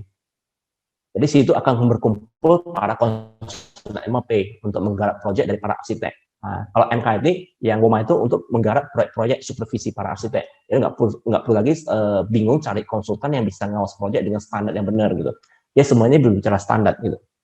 Habis itu BIM kami, ini 2021 saya kembangkan ya, sekarang baru masuk beberapa brand, ini saya lagi lobby beberapa brand untuk mengembangkan aplikasi family untuk ditaruh di BIM, jadi kalian bisa pakai bersama di seluruh Indonesia. Jadi kita akan memakai produk-produk lokal gitu. Selama ini kalau kalian download file BIM dari internasional kan agak repot ya, barangnya nggak ada di Indonesia, nggak dijual gitu, dari Eropa kebanyakan. Nah di sini kita akan mengedukasi para vendor, supplier untuk membuat file BIM untuk para arsitek pakai. Terus BIM Collaborate ini 2022 tahun depan saya akan kembangkan. Jadi ini sebenarnya udah tersedia di BIM ya, sekarang udah namanya udah BIM Collaborate Pro ya. Ini lebih kepada pengurusan manajemen project untuk para kontraktor gitu. Kalau sekarang kan Dropbox ini untuk manajemen project untuk para stama arsitek ataupun konsultan MOP, struktur, landscape, interior dan sebagainya. Tapi kalau untuk kontraktor kan kita kayak terputus dia. Ya, filenya terputus gitu karena mereka nggak melanjut. Saya kan maunya dari hulu sampai hilir itu integrasi semua, jadi ada benang merahnya gitu. Nah, BIM Collaborate itu akan mengintegrasikan dengan dunia kontraktor. Jadi kontraktor sendiri ini belum ada yang menjalankan. Namanya saya udah punya konsep, punya ide, cuma belum ada yang bisa menjalankan karena kontraktor dunia ini cukup complicated ya gitu saya bilang. Jadi saya semoga nanti generasi sekarang atau generasi yang akan datang akan muncul kontraktor yang berpikiran ekonomi sharing, kontraktor yang berpikiran terbuka dengan konsep generasi 4.0 gitu. Bagaimana mereka itu bisa menerima perubahan ini.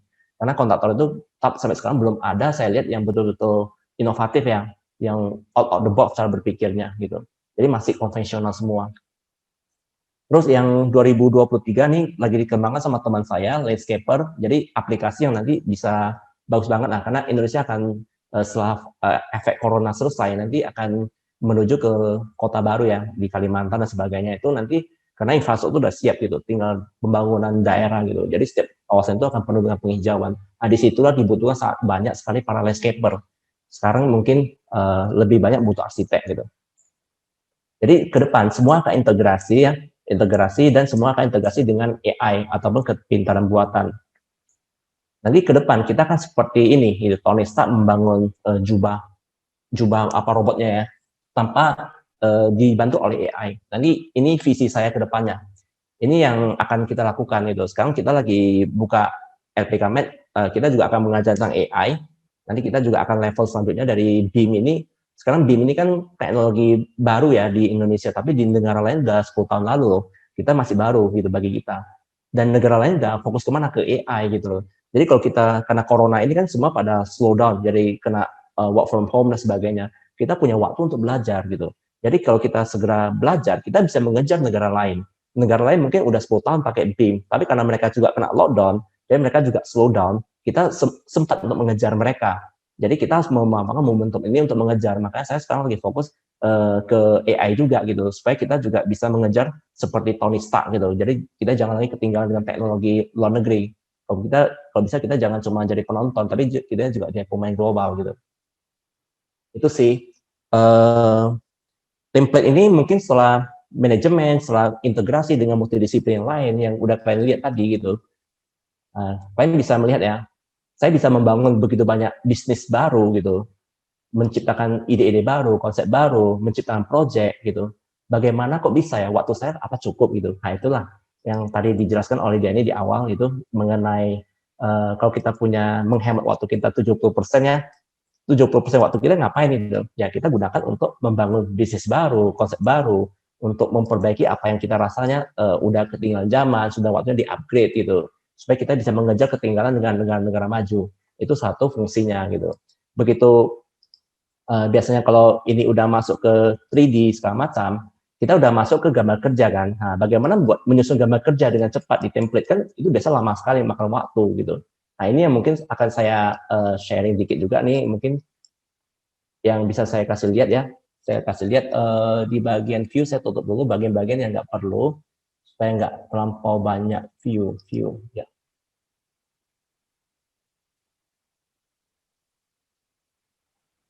Ini satu kelebihan template saya adalah seperti ini.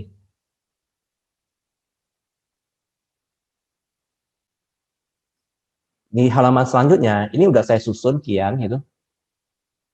Dan tinggal pakai gitu. Ini halaman A, ini untuk para arsitek make ya.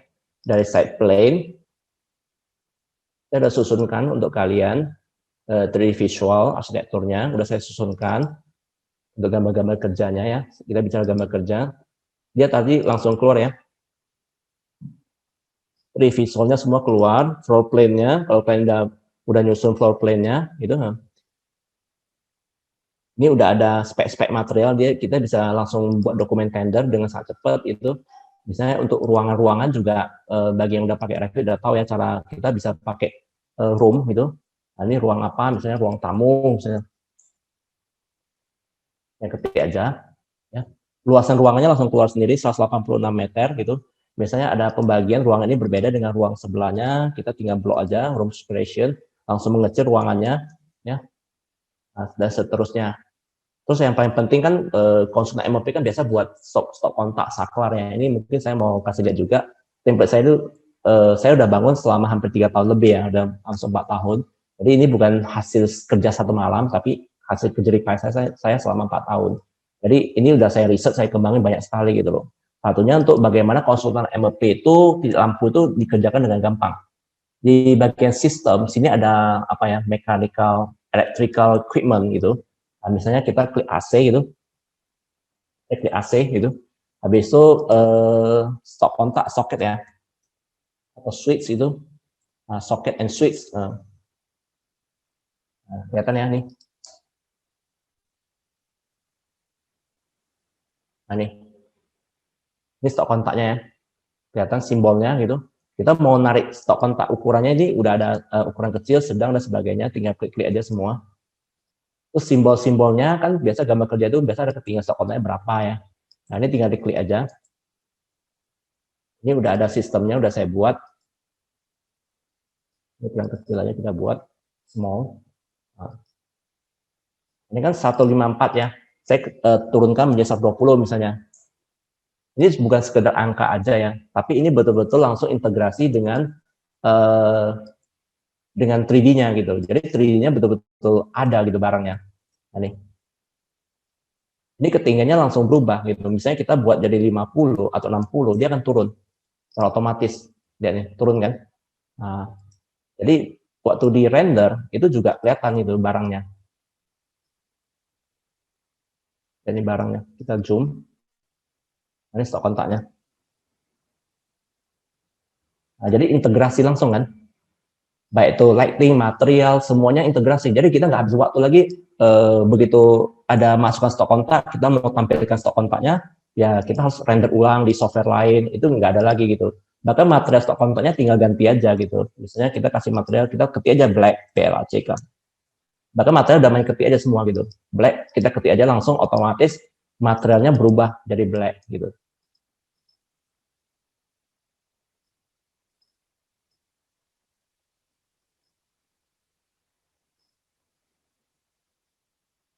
Tadi saya cek dulu, tadi saya ketik, oh dia lupa di enter, BLACK. Ini harus di OK kan, apply, OK. Nah, kelihatan ya, material langsung berubah jadi black. Kayak itu. Ini yang saya bilang bagaimana kita memotong proses gitu. Jadi bukan semua stok kontak aja ya. Ini ada lagi yang lain seperti switch. Switch itu kan double. Ya, dia langsung berubah.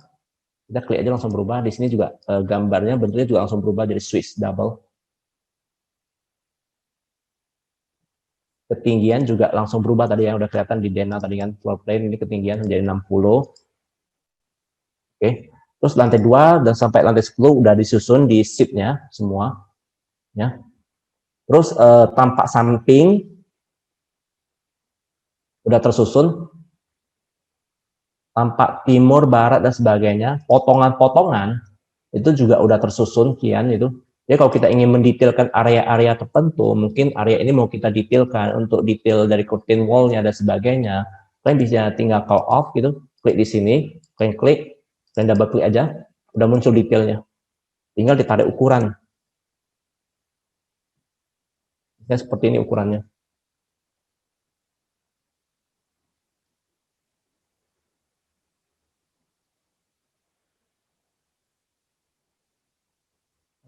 Skala ukuran juga semua udah saya susun ya, ada ukuran small, ya, semua tinggal klik aja, nggak ada namanya modeling, semua main klik. Small, medium, dan sebagainya. Jadi skala juga tinggal diklik-klik aja semua, mau skala berapa, sesuai dengan ukuran yang mau kita kalian masukkan ke dalam sheet gambar ya. Jadi section-section juga udah tersedia, tinggal disesuaikan dengan kebutuhan. Sampai halamannya itu mencapai 200 sampai 500 halaman.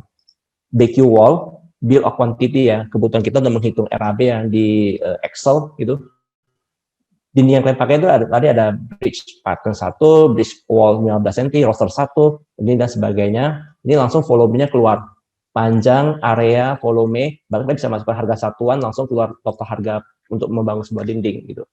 Nah, terus ini detail-detailnya kalian bisa lampir-lampirkan ya, detail wall finishing 1 dan sebagainya. Terus pintu juga tadi kita nggak ada klik pintu ya. Misalnya saya klik pintu, arsitektur, ini door beberapa pilihan. Ini satu kelebihan dari template saya itu pintunya udah ada handle-nya. Kemarin banyak protes nggak ada handle-nya. Ya, sekarang udah saya masukkan handle gitu.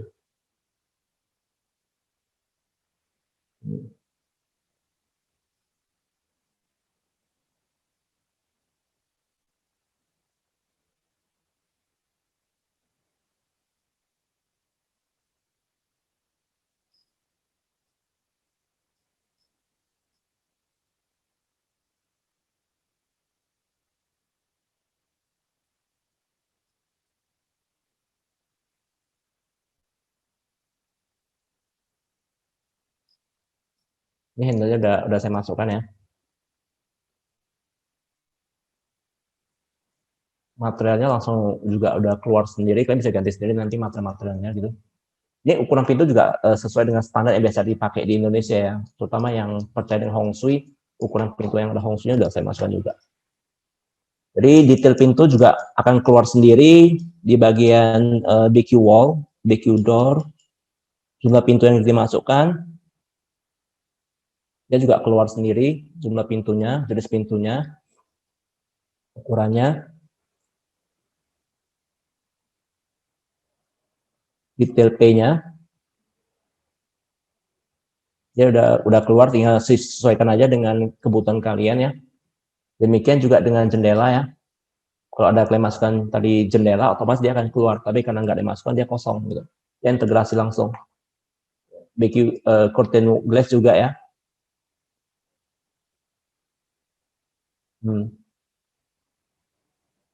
Ini mullion ya.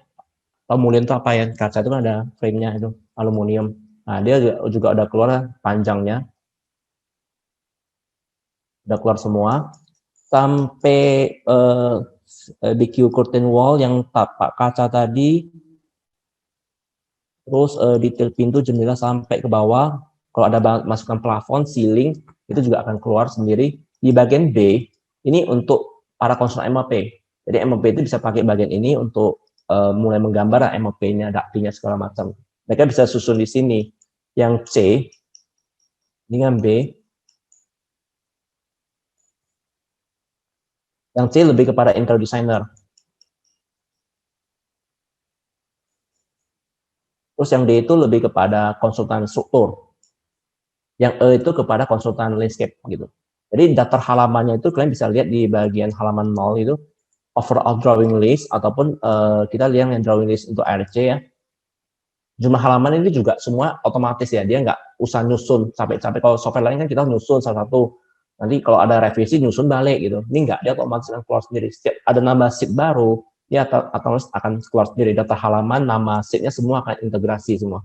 Kalau yang hapus satu halaman aja, itu juga akan terhapus semua gitu otomatis. Ini ambil contoh ya, 217 halaman ya, 217 halaman. Misalnya saya hapus yang gambar-gambar superimpos ini. Kenapa saya nyusun semua dulu? Karena saya nyusunnya 4 tahun gitu. Kalian hapusnya paling 4 detik, nggak sampai 4 detik juga bisa hapus ini semua gitu. Nah, saya ambil contoh ya, hapus yang bagian belakang, yang bagian A, gambar superimpos, ini saya hapus, klik kanan, jalan, ya nih, terhapus kan? Nah, menghapus itu hanya hitungan detik gitu, nyusunnya perlu 4 tahun.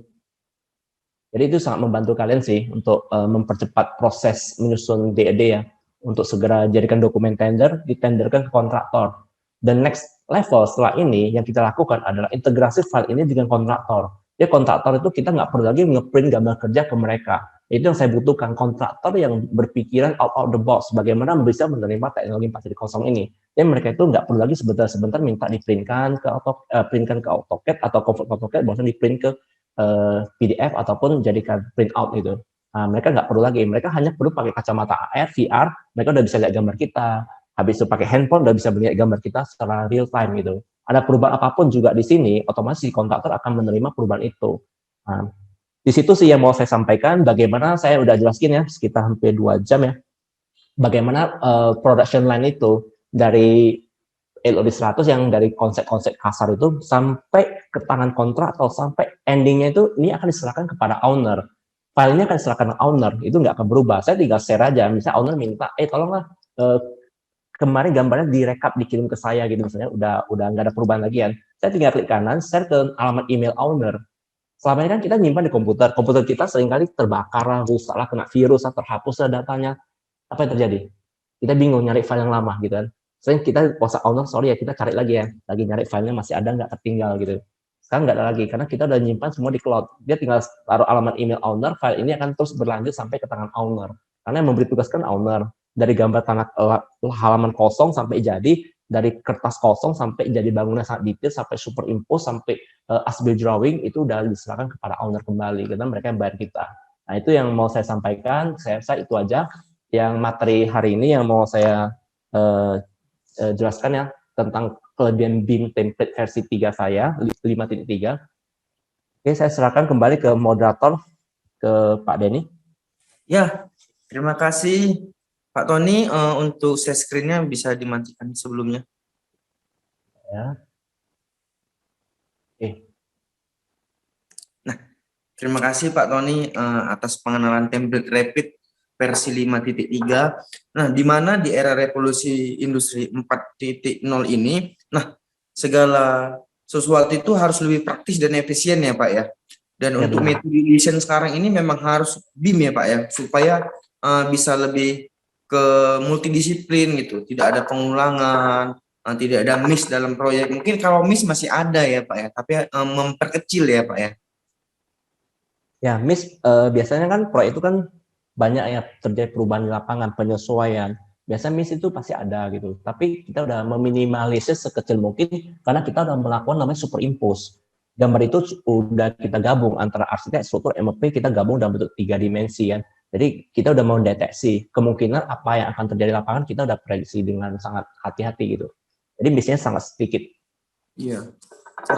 Sebenarnya untuk template Rapid ini sangat direkomendasikan ya untuk para arsitek ya Pak ya. Nah, di sini saya ada pertanyaan Pak dari para peserta yang mungkin saya bacakan satu-satu dan Bapak langsung bisa jawab satu persatu ya Pak ya. Oke, siap. Nah, ini ada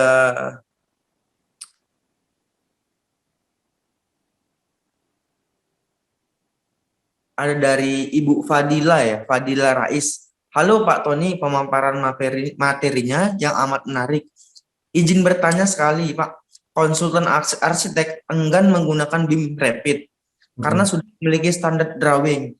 Ya. Di software lain, contohnya AutoCAD, apakah template sharing sudah dapat sudah dapat mengkomodasi standar drawing sendiri seperti tabel tipis, garis pada dinding, besar kecil nama ruang dan bagaimana caranya apabila ingin mengembangkan sendiri untuk mengatur tabel tipis.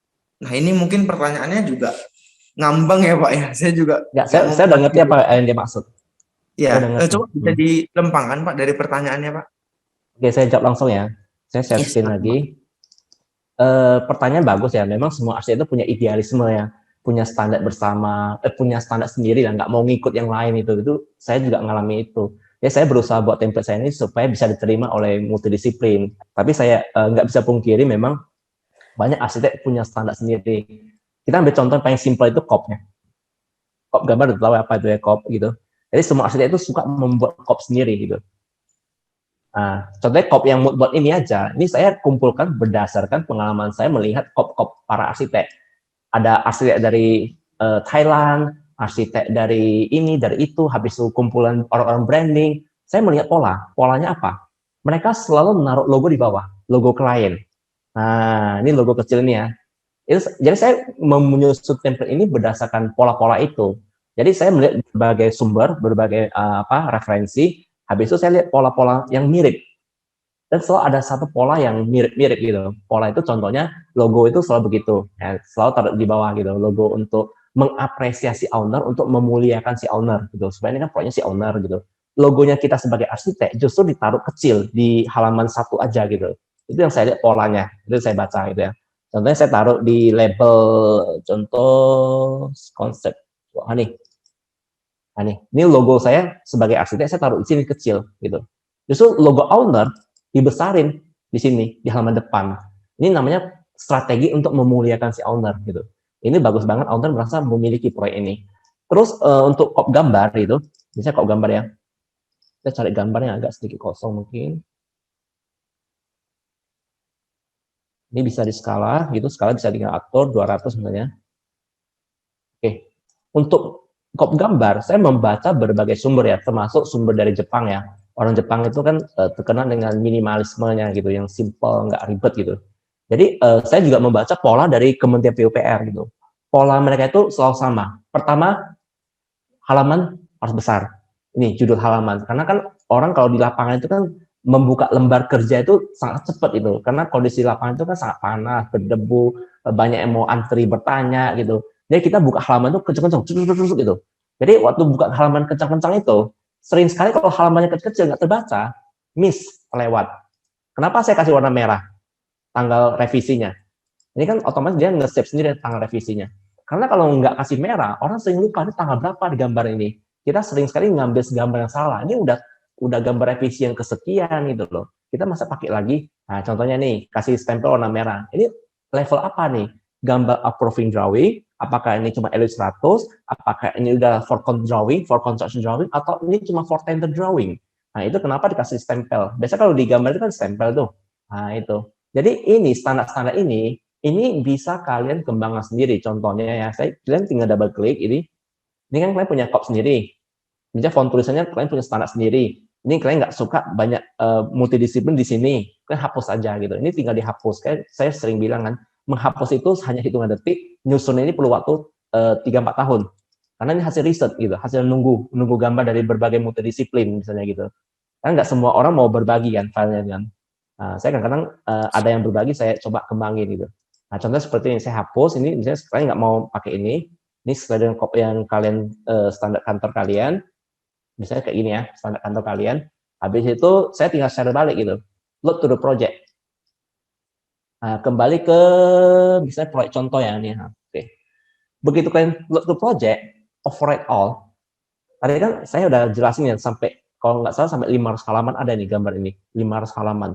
Gambar 5 halaman itu otomatis semua berubah dalam hitungan detik. Ini lagi loading ya. Nah, mungkin berapa detik kita tunggu sebentar gitu. Nah, kita udah hampir siap. Udah siap. Jadi seluruh halaman ini udah berganti sesuai standar kalian. Nah, udah berganti kan semuanya? Nah, gitu. Ini saya juga ada beberapa sediakan yang versi horizontal, versi vertikal ya. Vertikal juga ada saya sediakan. Bagi yang suka yang vertikal, yang terbiasa dengan vertikal, gitu. Jadi ini saya kombinasi antara standar Jepang sama standar kita yang pada umumnya ya. Nah, Jepang ini standarnya ada standar kayak gini. Jadi ada kayak gitulah gitu. Kadang-kadang kalau saya pelajarin ternyata konsep yang horizontal lebih nyaman untuk nyusun gambar yang lebih luas gitu. Itu ada alasannya. Ukurannya saya udah buat ya A2, A3. Ya tinggal klik-klik aja yang A3 gitu. Nah, ini ukuran A3. Terus saya biasanya ukuran A1 ya. Nah, mereka seperti itu. Itu mungkin udah bisa menjawab ya. Iya, cukup jelas Pak untuk jawabannya. Nah, untuk partisipan kita persilakan jika untuk bertanya, silakan untuk klik tombol raise hand-nya supaya kita langsung masukkan ke panelis supaya bisa langsung bertanya dengan Pak Tony. Kira-kira ada yang bertanya, silakan angkat tangannya di kolom raise hand. Ya, belum ada ya. Kalau belum ada nih, ada beberapa sih Pak, banyak sih pertanyaan. Mungkin bisa saya simpulkan satu persatu ya Pak ya. Ya, silakan. Nah, ini ada dari Imade, mungkin dari dari Bali ya Pak Kali ya. ini. Ya, di Bali nih. Yang masih menjadi kendala selama ini, apakah membuat proyek klasik sangat berat di Revit? Apalagi saat proyek dengan kompleks ukiran dan lain-lain. Apakah ada solusi dari template ini Pak? Nah, jadi ini untuk proyek yang ke klasik ya Pak ya? Oke, saya ngerti. Ada lagi pertanyaannya? Dan jawab langsung atau gimana? Ya, silakan dijawab langsung, Ya, Pak. saya langsung jawab langsung ya. Oke. Ini juga kendala dari multidisiplin yang arsitek yang atau interior designer yang biasa menggarap proyek klasik ya. Sebenarnya nggak perlu khawatir ya. Klasik juga bisa dipakai Revit. Saya bisa buktikan. Saya kebanyakan justru banyak dapat proyek klasik sebenarnya gitu. Belakang ini karena banyak proyek komersial, barusan komersial. Dulu saya banyak sekali proyek klasik. Saya juga mengalami bagaimana ya klasik di Revit susah nggak ya? Ternyata nggak, terutama untuk interior designer. Saya yakin sekali banyak orang nggak tahu Revit itu paling mantap untuk interior designer. Dulu saya juga mengalami keraguan. Bahkan saya sempat menggunakan integrasi antara 3D Max dengan si Revit supaya jangan terlampau belajar hal yang baru. Kesannya seperti itu. Tapi itu menjadi kayak jebakan Batman gitu. Masalah bukan selesai, malah nambah masalah gitu loh. Begitu udah masuk ke revisi, itu kan kita sangat sulit ya untuk merevisi dengan software 3D Max. Kalau Revit kan tinggal klik-klik aja. Kelebihan Revit itu salah satu adalah di profil. Profil itu sangat gampang dibuat di Revit. Itu salah satu kelebihannya. Jadi saya kasih lihat contoh proyek kita yang klasik ya. Introduction, video. Semoga ada di sini.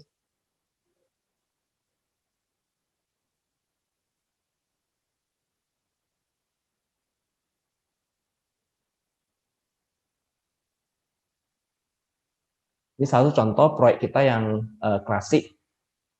Bisa dilihat ya, profil-profilnya, nat-natnya ini. Ini kalau kalian lihat ini pasti berkira ini pasti pakai 3D Max ini. Pakai ini. Ternyata kita bisa pakai Revit aja kok. Dan kalau di klasik kan banyak sekali dominan di profil ya. Profil terutama sekarang tren itu klasik modern atau klasik yang American style. American style. Yaitu main profil. Jadi kalau bicara profil, nat itu gampang sekali pakai Revit. Tapi kalau ukiran-ukiran yang 3 dimensi, ada nonjol ke depan, ke samping, nah itu mungkin agak sulit. Nah itu saran saya, tipsnya adalah, kalian kan biasa udah punya bank data di SketchUp ataupun 3D Max, kalian convert aja ke AutoCAD, habis itu menjadikan family, habis itu tinggal klik ke dinding yang udah jadi di Revit. Jadi itu kayak beberapa model ya, yang mungkin agak susah dibuat di Revit, seperti ukiran-ukiran itu hanya bagian kecil gitu. Nggak semua gedung itu diukirkan gitu. Pasti otomatis itu kekurangan Revit itu hanya 0, sekian persen dari kelebihannya mencapai 90% lebih gitu. Jadi kelebihan Revit itu 90%, kekurangannya mungkin ada 10%. Jadi nggak ada alasan untuk kita nggak pakai Revit. Itu sih yang membuat saya itu tetap fokus kita harus pakai BIM. Jangan sampai gara-gara nggak bisa buat ukiran, habis itu kita nggak jadi pakai Revit. Itu sih tips saya gitu. Jangan pesimis gitu. Bagi proyek-proyek klasik juga bisa nih saya buktikan gitu. Kita semua pakai Revit di sini. Demikian juga interior ya. Saya kasih lihat yang interior ya. Interior kan banyak orang pesimis ya, nggak mungkin bisa pakai Revit. Proyek Dharma ya. Saya lagi nyari filenya. Ini kita ada ke proyek nama ownernya Dharma ya. Ini video. Ini saya putar videonya.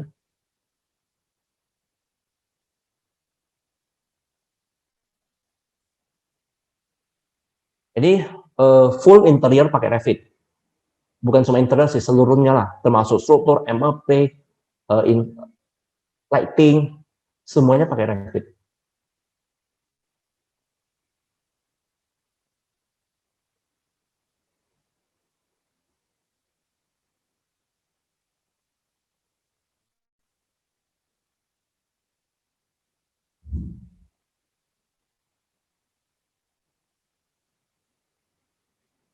Jadi kualitasnya cukup bagus ya. Waktu revisi juga gampang. Waktu di awal-awal aja rasanya kayak susah melupakan mantan kalau saya bilang. Saya waktu ngajar sering bilang itu. Karena memang terasa sekali ya masa transisi itu, apalagi kita udah pacaran sama mantan kita itu udah puluhan tahun ya. Maksud saya mantan itu si AutoCAD ataupun si SketchUp atau 3D Max. Jadi kita udah pacaran sama dia udah puluhan tahun, mungkin udah menikah jadi suami istri kan. Bagaimana kita bisa melupakannya gitu. Jadi ya proses belajar itu harus tarik panjang. Tipsnya di situ. Makanya kenapa LPKM itu 20 hari pelajaran. Itu tujuannya pelan-pelan untuk kita sodorin sesuatu yang baru, habis itu pelan-pelan melupakan hal yang lama gitu. Jadi kita nggak bisa ngajarin itu hanya 1-2 hari siap. Sebenarnya Revit itu kan udah main template ya, kalian bisa lihat sendiri ya. Saya hanya hitungan jam, saya bisa bangun satu gedung. Tinggal klik-klik aja kok. Tapi kebanyakan nggak berhasil. Dia tetap kembali ke mantan. Itu metode yang saya dulu pengalaman ya. Ngajarin orang hanya 2-3 jam juga bisa sih sebenarnya. Karena kita udah main di template. Tapi selalu dia kembali ke mantan nantinya.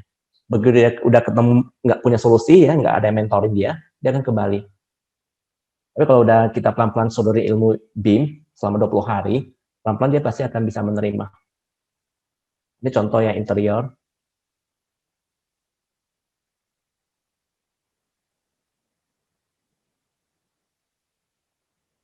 Ini kalau kalian lihat potongannya itu sangat detail ya, luar biasa detail. Ductingnya, itu pipa-pipanya semua tersembunyi di plafon. Itu garis-garis hitam di plafon itu semua ada tempat keluar hawa AC. Dia AC-nya itu nggak ada split lagi tempel ke dinding. Semuanya udah main ke sentral. Jadi kalau kita nggak pakai Revit itu ya nggak bisa dibayangkan waktu di lapangan pengerjaannya. Tiba-tiba plafon kita nggak bisa muat, AC-nya nggak bisa ditaruh, suruh turunin, suruh geser sana, geser sini, berantem di lapangan antara konsultan plafon, konsultan interior, arsitek, sama kontraktor. Pasti berantem di lapangan. Karena saling berebut posisi gitu loh. Karena plafon itu kan cuma 40 cm jaraknya. Semua orang mau ambil posisi di situ. Bagaimana kita mengakomodir semua orang gitu. Kalau nggak direncanakan dari sekarang, itu pasti berantem di lapangan gitu. Itu sih yang bisa saya share untuk klasik sama interior yang sering orang pesimis. Kira-kira Revit itu hanya bisa untuk proyek-proyek besar ataupun infrastruktur gitu. Silakan Den. Iya, berarti memang harus ya multidisiplin ya Pak ya, biar nggak berantem lagi di lapangan ya Pak ya. Ya, kita mau satu disiplin juga nggak bisa Den. Iya bener Pak. Kan Tuhan menciptakan ilmu kita itu terbatas supaya kita bisa kolaborasi bagi-bagi rezeki ke orang kan. Kalau satu orang bisa ngerjakan semua ya berarti dia itu AI itu. Ya, untuk rekan-rekan partisipan jika ingin mengobrol langsung dengan Pak Tony atau ingin bertanya langsung dengan Pak Tony, silakan angkat tangannya di raise hand, di kolom raise hand. Kita masih punya waktu beberapa menit lagi untuk tanya jawab.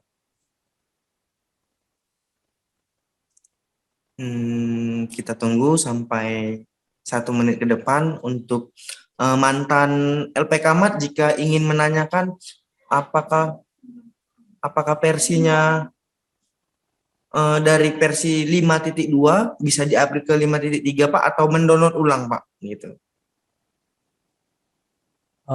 Maksudnya murid atau siapa nih? Kalau murid silakan download ulang. Saya udah taruh di bahan pelajaran LPK Med ya, yang di Dropbox. Itu semua murid LPK Med kita kasih free ya, gratis ya, pakai template kita. Itu tinggal download ulang aja. Tinggal download ulang Kemarin aja. dari versi 2 sampai versi 3 itu ada sedikit bugs yang saya perbaiki gitu. Ada sedikit masalah-masalah dikit lah. Tinggal download ulang aja silakan gitu. Sudah saya taruh kok di Dropbox. Jadi untuk mantan peserta LPK Mat tinggal mendownload ulang di Dropbox ya. Nah, Ya.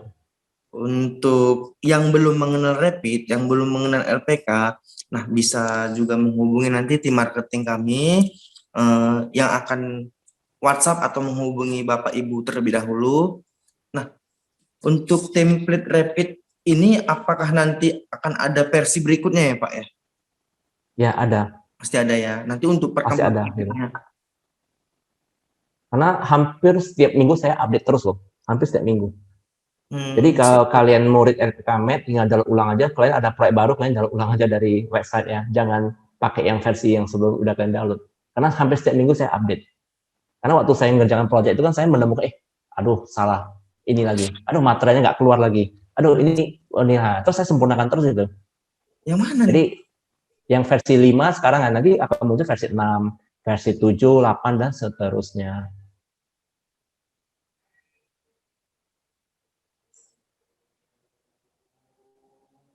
Ya, silakan Den. Iya. Untuk operator, tolong yang resen dimasukkan ke panelis biar bertanya langsung seperti Kevin Wong, Syahid Muhammad, dan Khairul Anwar. Ini silakan dinaikkan ke panelis, bisa bertanya langsung dengan Pak Tony secara satu persatu.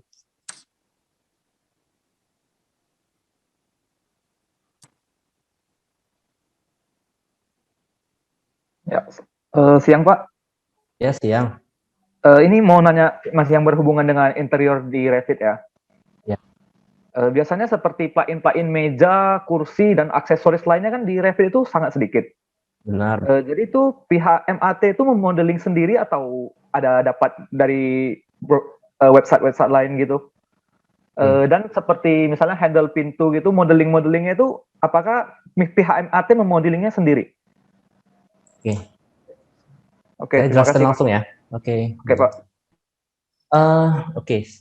Saya sering sekali mengatakan bahwasanya ini saya punya hal yang saya nggak suka sesuatu yang ribet, itu satu. Saya maunya semua efisien.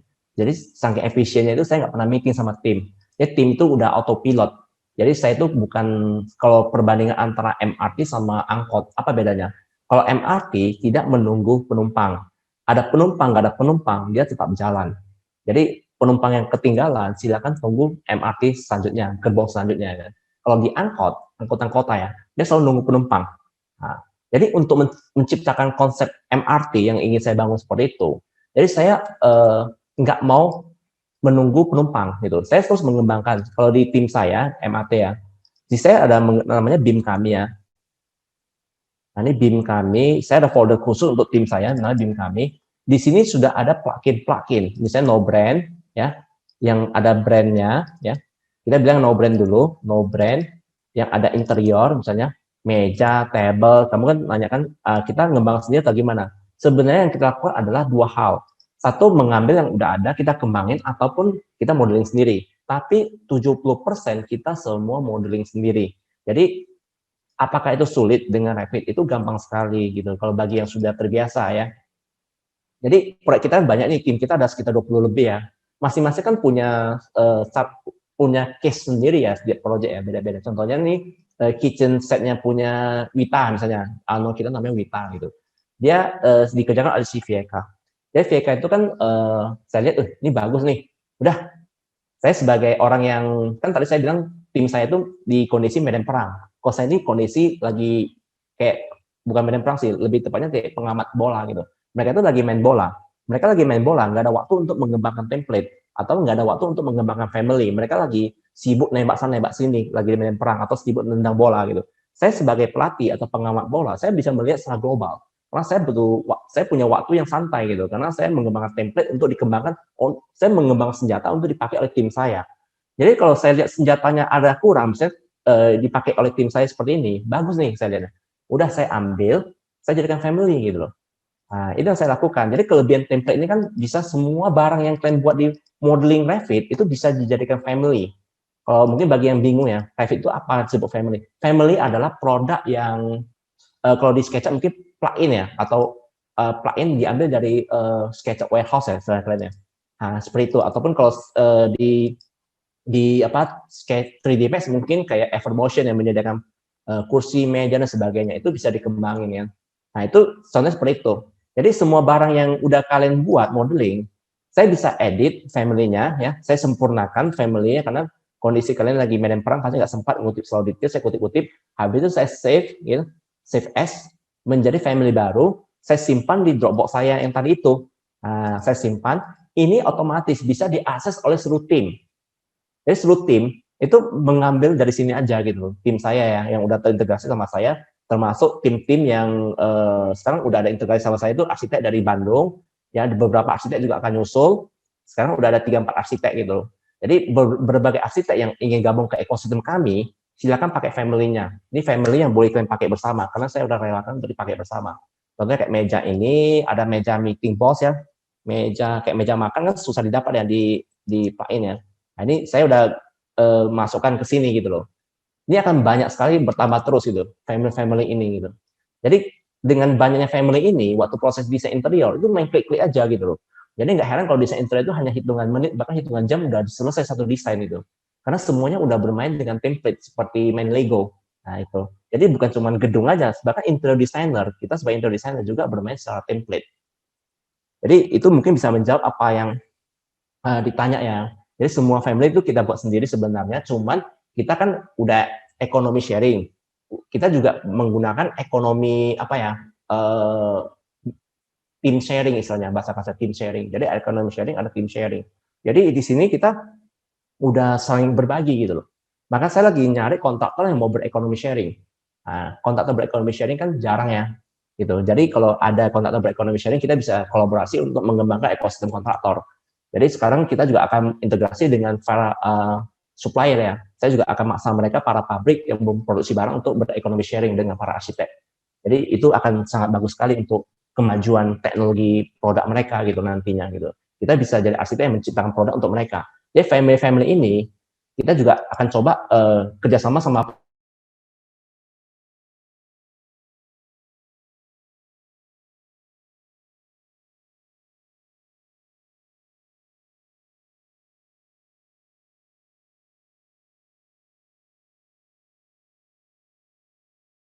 sorry ya.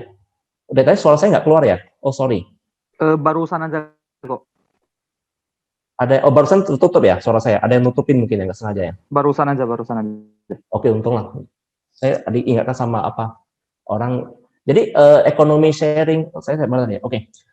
Nanti produk-produk yang kalian kembangin yang bergabung dalam ekosistem kita nanti saya akan kembangkan makerspace. Makerspace akan integrasi dengan pabrik. Jadi klien ini nanti akan bisa menciptakan produk-produk untuk mendapatkan royalti. Jadi contohnya produk yang hasil desain dari satu, mungkin kita kerjasama sama pabrik, habis kita produksi massal gitu. Barang-barang klien waktu terjual kan integrasi dengan BIM kami, itu nanti akan nampak tuh penjualan berapa aja terjual dan segala macam lah gitu. Jadi itu akan bagus banget itu, akan integrasi kemana-mana. Jadi asli itu ada dapat passive income yang lain gitu. Saya sering bilang sama tim, kalian tuh punya 1 bulan tuh 4 minggu ya. Minggu pertama garap project, minggu kedua ngajar deh di EPK Med itu atau ngajar di IMED di kampus saya. Minggu ketiga melakukan riset itu bisanya desain seperti ini kan. Minggu keempat ya kalian suka jadi selebgram, jadi tiktoker atau apa terserah lah, biar kalian nggak bosan gitu. Kalau tiap hari kita hanya ngejalan satu profesi, misalnya jadi desain, minggu pertama desain, minggu kedua desain, minggu ketiga desain, minggu keempat desain, suatu hari mata kita sakit ataupun kita lagi ya mungkin sakit apa gitu kan, nggak bisa memegang komputer, otomatis kita pemasukan kita langsung hilang gitu. Karena jasa ini kan tahulah kecapean kita sebagai arsitek kan banyak sekali energi kita habis di depan komputer, itu nggak baik untuk kesehatan mata dan fisik kita ya. Jadi kalau kita punya 4 pemasukan, kita seperti kaki meja, ada 4 kaki. Satu kaki patah, ada 3 meja, 3 kaki lagi menopang kita, otomatis kaki kita lebih kokoh gitu. Nah, jadi supaya itu bisa terwujud, jadi ada passive income dari sumber yang lain, maka saya membangun banyak sekali ekosistem, bisa kalian lihat ya. Itu seperti master plan dari blueprint dari seluruh yang akan saya bangun. Itu masih versi alpha. Jadi masih banyak lagi yang udah di otak saya belum saya keluarkan itu. Nah, itu yang mungkin akan terjadi ke depannya. Jadi bukan cuma buat produk family, tapi kalian juga bisa mencetak uang dari passive income. Jangan cuma desain meja ini dipakai oleh satu klien kita. Kalau bisa diproduksi massal, dijual ribuan ke seluruh dunia. Kita integrasi ke seluruh dunia nantinya. Jadi bermimpilah yang besar-besar. Bisa terwujud nggak? Bisa terwujud itu urusan belakangan. Just do it, ribut belakangan. Itu aja sih. Terima kasih Pak Tony atas pencerahannya. Nah, kita masih punya kesempatan untuk satu penanya lagi ya Pak ya. Kita berikan satu penanya lagi ya, karena juga waktu kita juga sudah hampir selesai. Nah, kepada yang resen, untuk operator tolong dimasukkan ke panelis biar langsung bertanya kepada Pak Tony. Bagi yang ingin bertanya, saya rasa diperbanyak, deh ini nggak apa-apa sih. Kan masih ada waktu kan. Nggak Iya, terlambat Mas. itu nggak Iya, apa-apa. Pak ya. Sayang kan, nggak bisa terjawab semua pertanyaannya. Ya. Untuk yang resen silakan masuk. Silakan perkenalkan namanya Bapak, Ibu.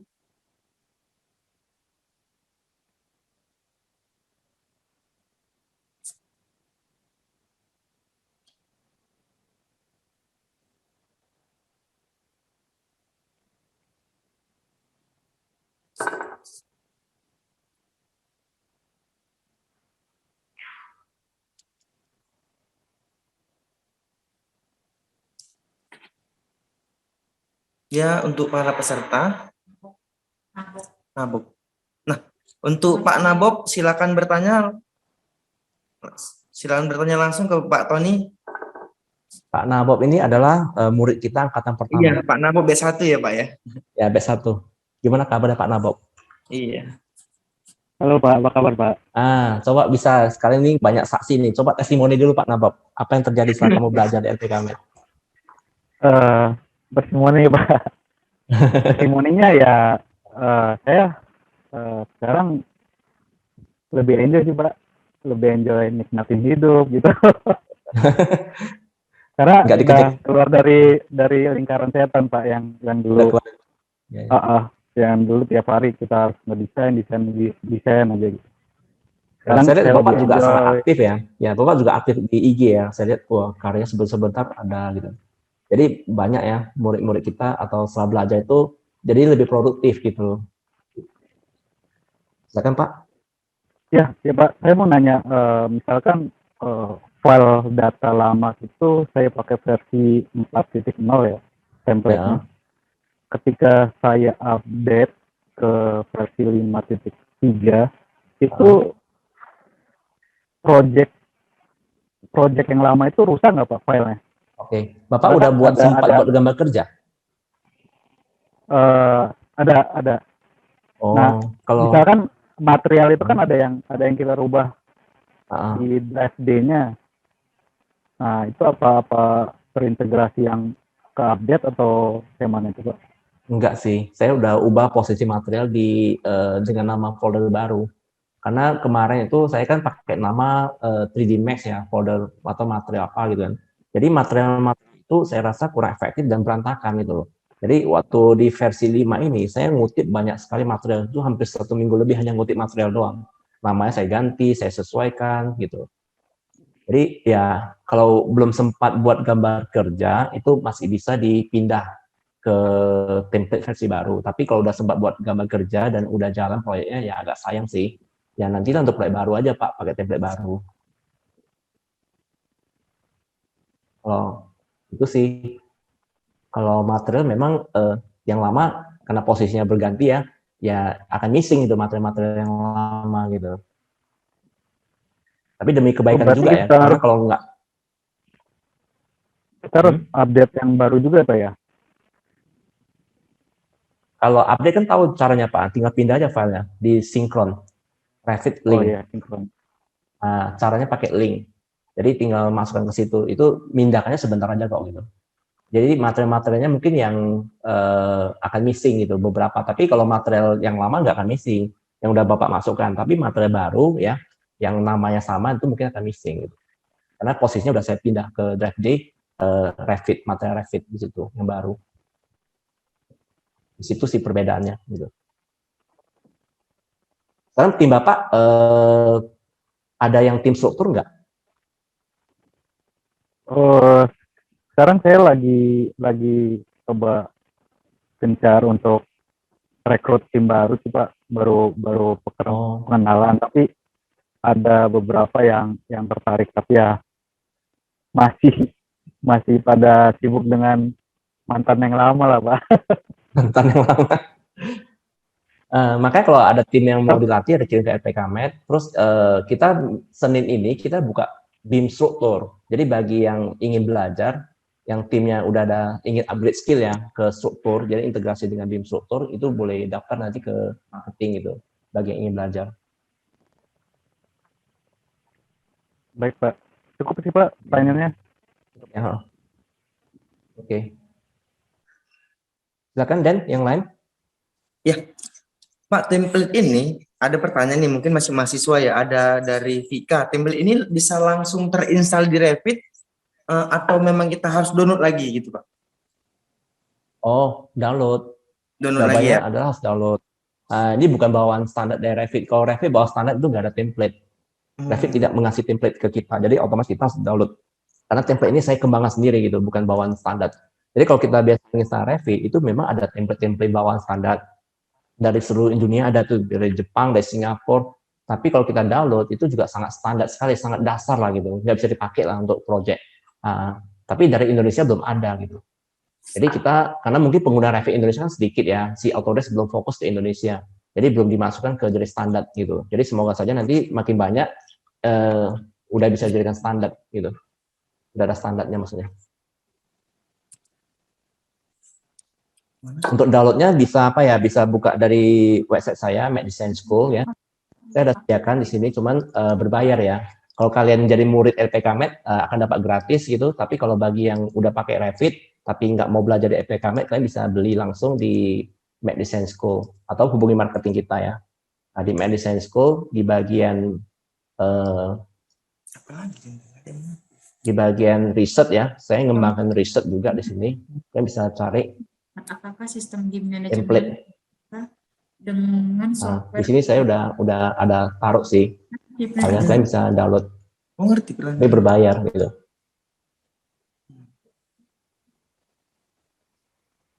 Oke, Dan ada lagi? Ya, mungkin pertanyaannya dirangkum hanya itu saja, Pak. Beberapa pertanyaan sih sama. Oh, sama. Ya, beberapa pertanyaan sama dan jawabannya sudah dirangkum dalam beberapa pertanyaan tadi, Pak. Nah, kita beri kesempatan untuk yang raise hand, silakan masuk. Atau kita akhiri untuk sesi tanya jawabnya. Nah, untuk template Revit dan untuk pelatihan BIM Basic, silakan hubungi marketing kita di nomor yang nanti akan menghubungi Bapak Ibu masing-masing.